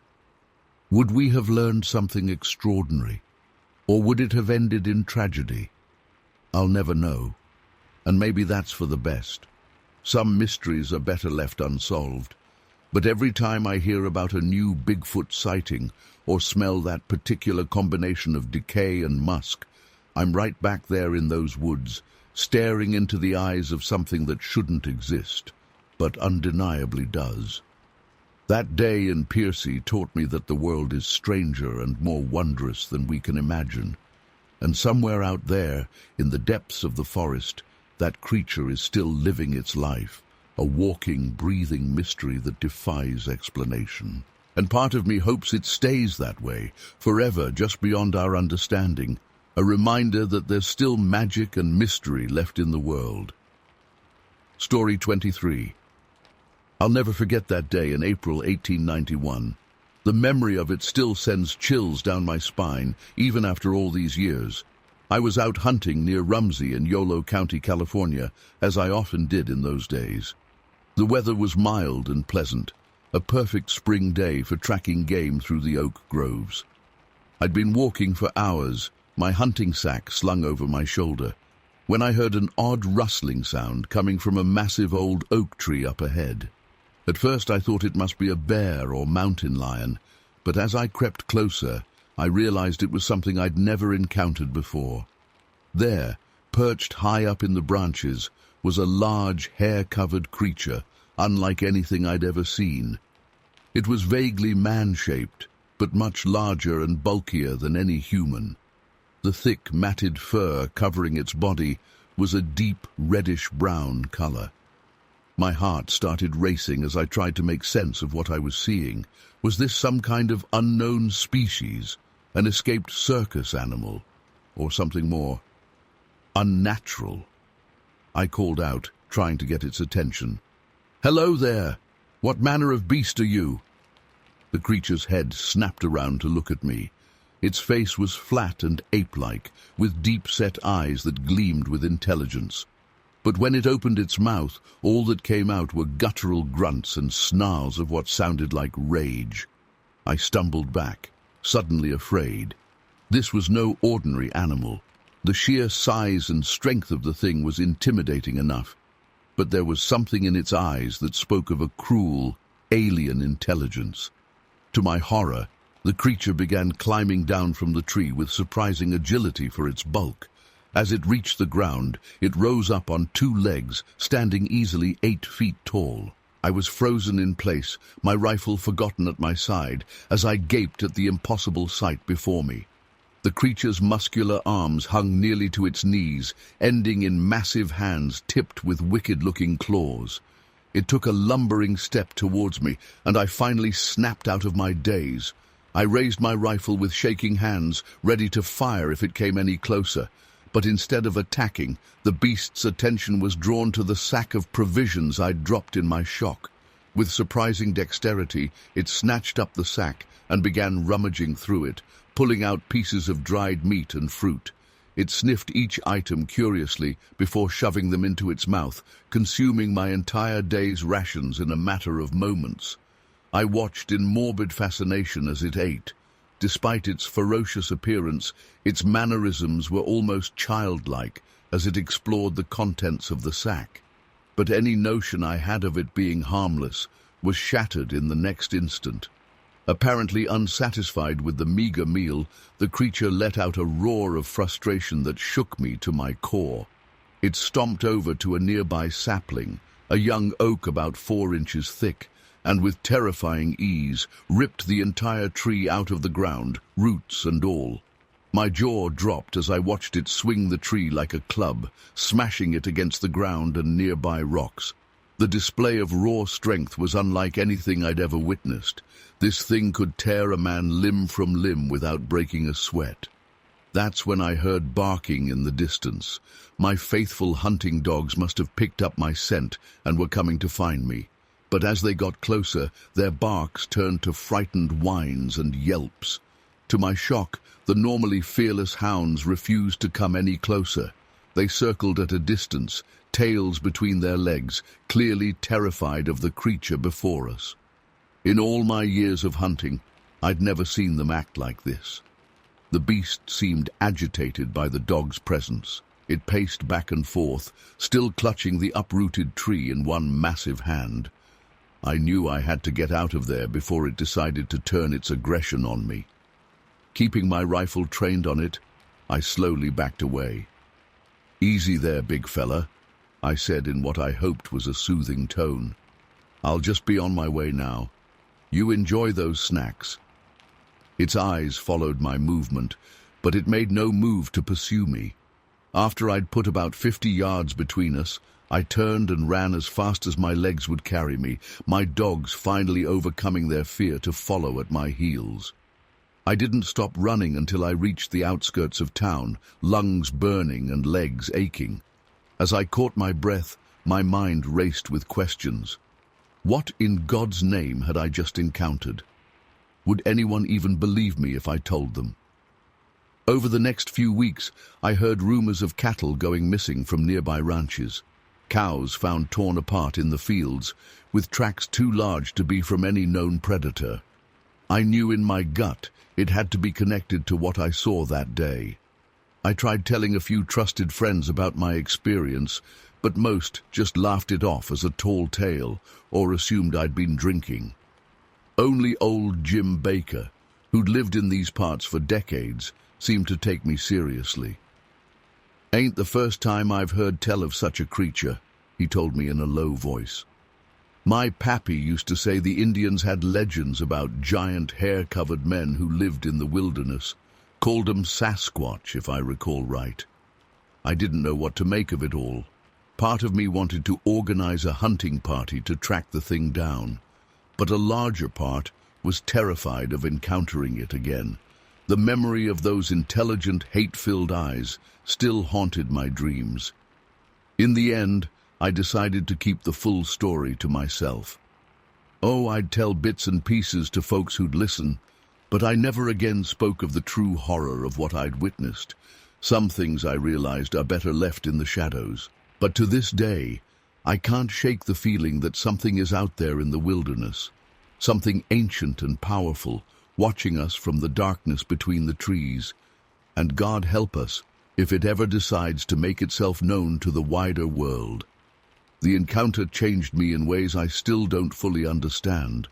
I gave up hunting after that, unable to shake the feeling of being watched whenever I ventured into the woods. My nights are still plagued by nightmares of matted fur and inhuman strength. Sometimes I wonder if I imagined the whole thing, if the stress of frontier life finally caught up with me that day and caused me to hallucinate. But then I'll catch a glimpse of something moving just at the edge of my vision, or hear an otherworldly howl carried on the night wind, and I know in my bones that it was real. I've heard whispers over the years of similar sightings in other parts of the country. Talk of a creature the Indians call Bigfoot roaming the forests of the Pacific Northwest. Part of me wants to seek out others who've had encounters, to finally feel like I'm not alone in what I experienced. But a larger part of me is content to stay here in Yolo County, where at least the devil I know keeps its distance. I've made my peace with the fact that there are things in this world beyond our understanding. All we can do is respect the wilderness and pray we don't draw the attention of the creatures that dwell within. So I'll keep my story to myself, for the most part. But on nights like tonight, when the wind howls through the trees and shadows seem to move of their own accord, I feel compelled to put pen to paper, to create some record of what I saw, in case others encounter it in the future. To those who may read this, heed my warning. There are monsters in this world, not just in fairy tales and campfire stories. They lurk in the dark places, watching and waiting, and God help us all if they ever decide to step into the light. And Story 24. I was out hunting in the hills of Inyo County on March 25th, 1882. It was a crisp spring morning, and I had set out at dawn hoping to bag some game. Little did I know the terrifying encounter that awaited me. As I made my way through a densely wooded area, I heard rustling in the underbrush ahead. At first I thought it was a deer, but then I caught a glimpse of something much larger moving through the trees. My heart started racing as I realized this was no ordinary animal. I crept forward slowly, my rifle at the ready. That's when I saw it clearly for the first time, a massive, hair-covered creature unlike anything I'd ever seen before. It must have been at least 8 feet tall, with long arms that nearly reached the ground.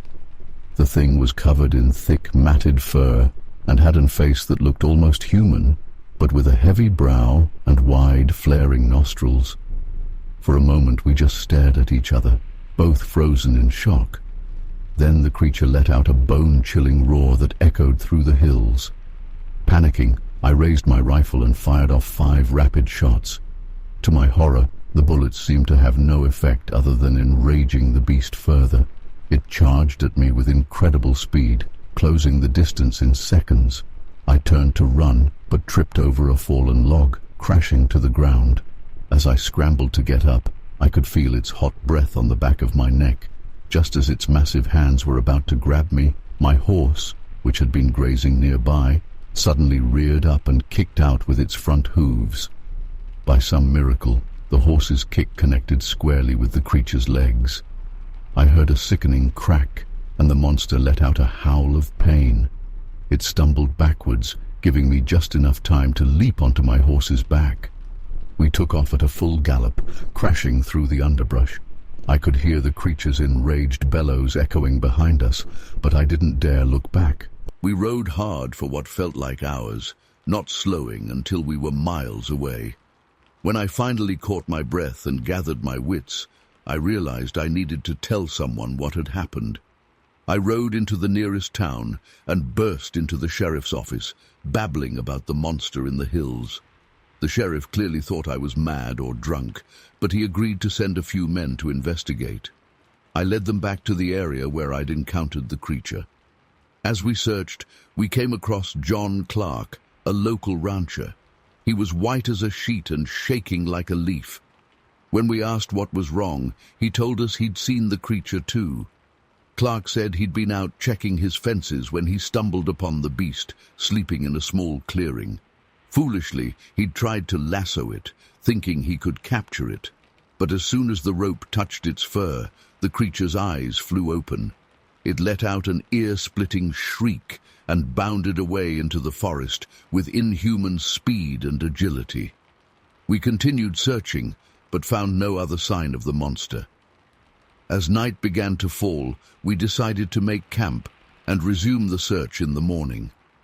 None of us slept well that night, jumping at every snapping twig or rustling leaf. Just before dawn, we were jolted awake by blood-curdling screams coming from the edge of our camp. We grabbed our guns and ran toward the sound. There we found Paul, one of the deputy's sons who had tagged along on the search. He was passed out cold on the ground, his face a mask of terror.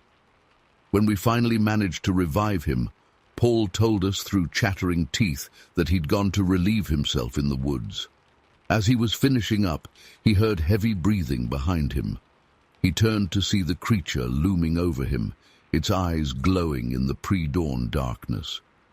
Paul said he locked eyes with it for a moment before his legs gave out and everything went black. We searched the area but found no tracks or other evidence. The sheriff was clearly unnerved, but tried to play it off as mass hysteria. He ordered us all back to town, saying wild imaginations were getting the better of us. But I know what I saw that day in the hills. That creature was real, and it's still out there somewhere. Sometimes at night I still hear its roar echoing in my dreams, and I wake up in a cold sweat. I don't go hunting in those hills anymore. Nothing could make me set foot in that godforsaken place again. But I often wonder, how many other people have encountered that thing and lived to tell about it? And what exactly is it? Some kind of missing link? An unknown species? Or something else entirely? All I know is, there are things in this world that defy explanation. Things that lurk in the dark corners of the wilderness, just waiting to be discovered. But maybe some things are better left unknown. That creature in the hills of Inyo County is one mystery I have no desire to solve. I've told this story to a few people over the years, but most just laugh it off or think I'm crazy. So I've mostly kept it to myself.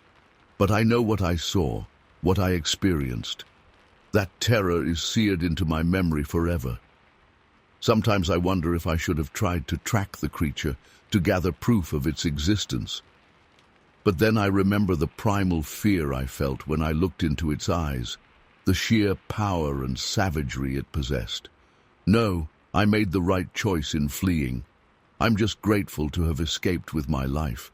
I've heard whispers over the years of other sightings in those hills, hunters and hikers reporting strange noises, massive footprints, eerie sensations of being watched. But no one else has had such a close encounter, at least not that they've lived to tell about. Part of me hopes the creature has long since died or moved on to more remote wilderness. But another part of me knows it's still out there, roaming those hills, waiting for its next unfortunate victim to stumble across its path. I'm an old man now, and my adventuring days are long behind me. But I'll never forget that spring day in 1882 when I came face to face with something that shouldn't exist. It changed me forever, opened my eyes to a world beyond what we think we know. So if you're ever hiking or camping in the hills of Inyo County, keep your wits about you. Listen for heavy footsteps in the night, watch for movement in the shadows, and if you catch a glimpse of something large and hair-covered watching you from the trees, don't try to be a hero. Just run. Run as fast and as far as you can.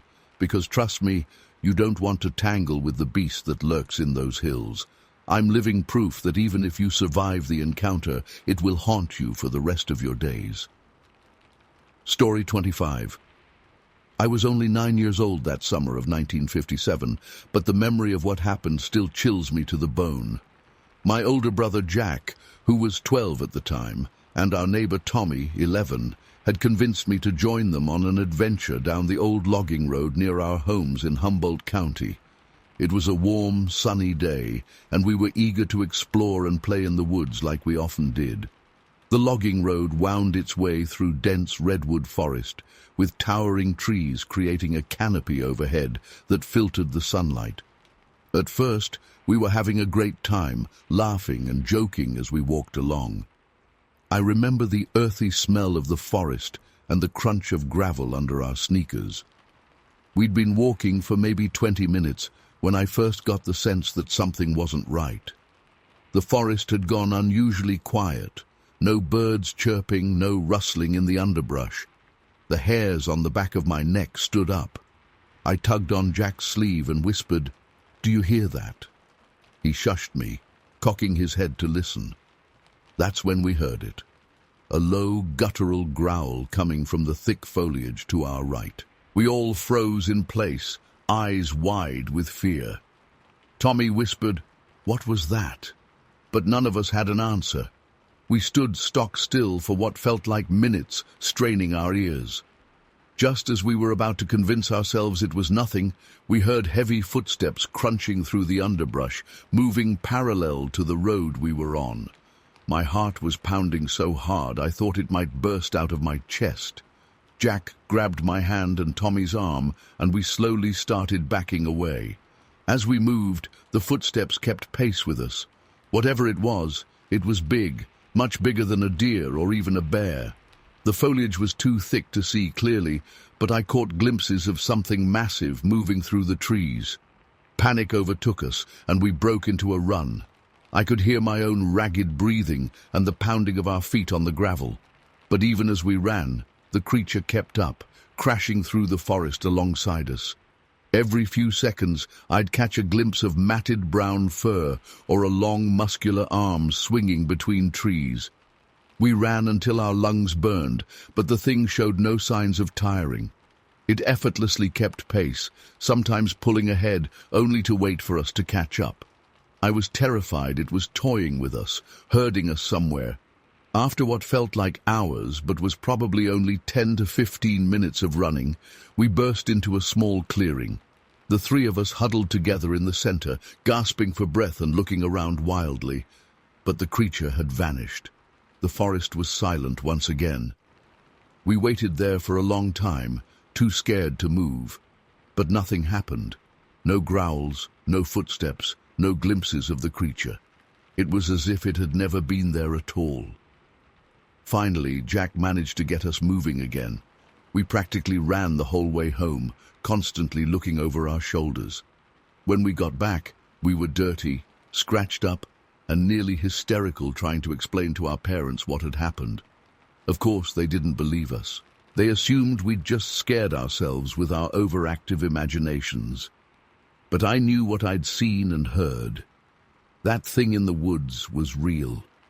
For years afterwards, I had nightmares about being chased through those woods. I refused to go back to that logging road or even into the forest alone. The incident faded into a distant, hazy memory as I grew older. I almost managed to convince myself it had been my imagination after all. But a few years ago I was visiting Jack, and we got to reminiscing about our childhood. I hesitantly brought up that day on the logging road, half expecting him to laugh it off. But his face went pale and he said, "You remember that too?" I thought I was the only one. We talked about it for hours that night, comparing our memories of what happened. His recollection matched mine almost exactly. The unnatural silence, the growling, glimpses of a massive, fur-covered creature moving impossibly fast through the trees. He'd been just as terrified as I was, but as the oldest had tried to stay calm for Tommy and me. Talking to Jack brought it all flooding back. The overwhelming fear, the feeling of being hunted, the sheer wrongness of what we'd encountered. I've done research since then, trying to make sense of what happened. I've read about Bigfoot sightings in the Pacific Northwest, heard theories about undiscovered primates, but nothing quite matches what we experienced that day. The intelligence and almost playful malice the creature displayed as it herded us through the woods still haunts me. Sometimes I wonder if it's still out there, waiting in the shadows of the redwood forests. I know how crazy this all sounds. If I hadn't lived through it myself, I wouldn't believe it.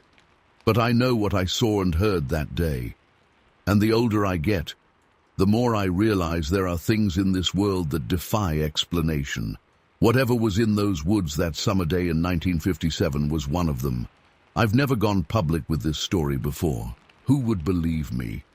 But I felt compelled to finally share it, to get it off my chest after all these years.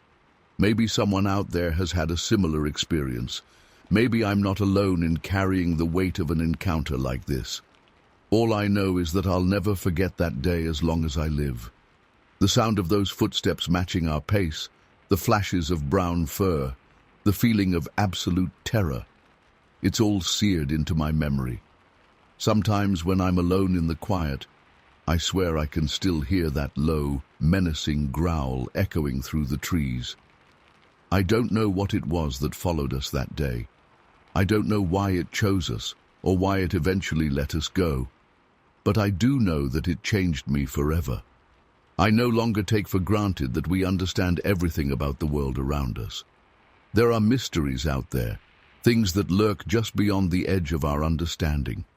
And sometimes, if we're not careful, we might just stumble upon them in the most unexpected places, like three kids on a logging road on what should have been just another summer day.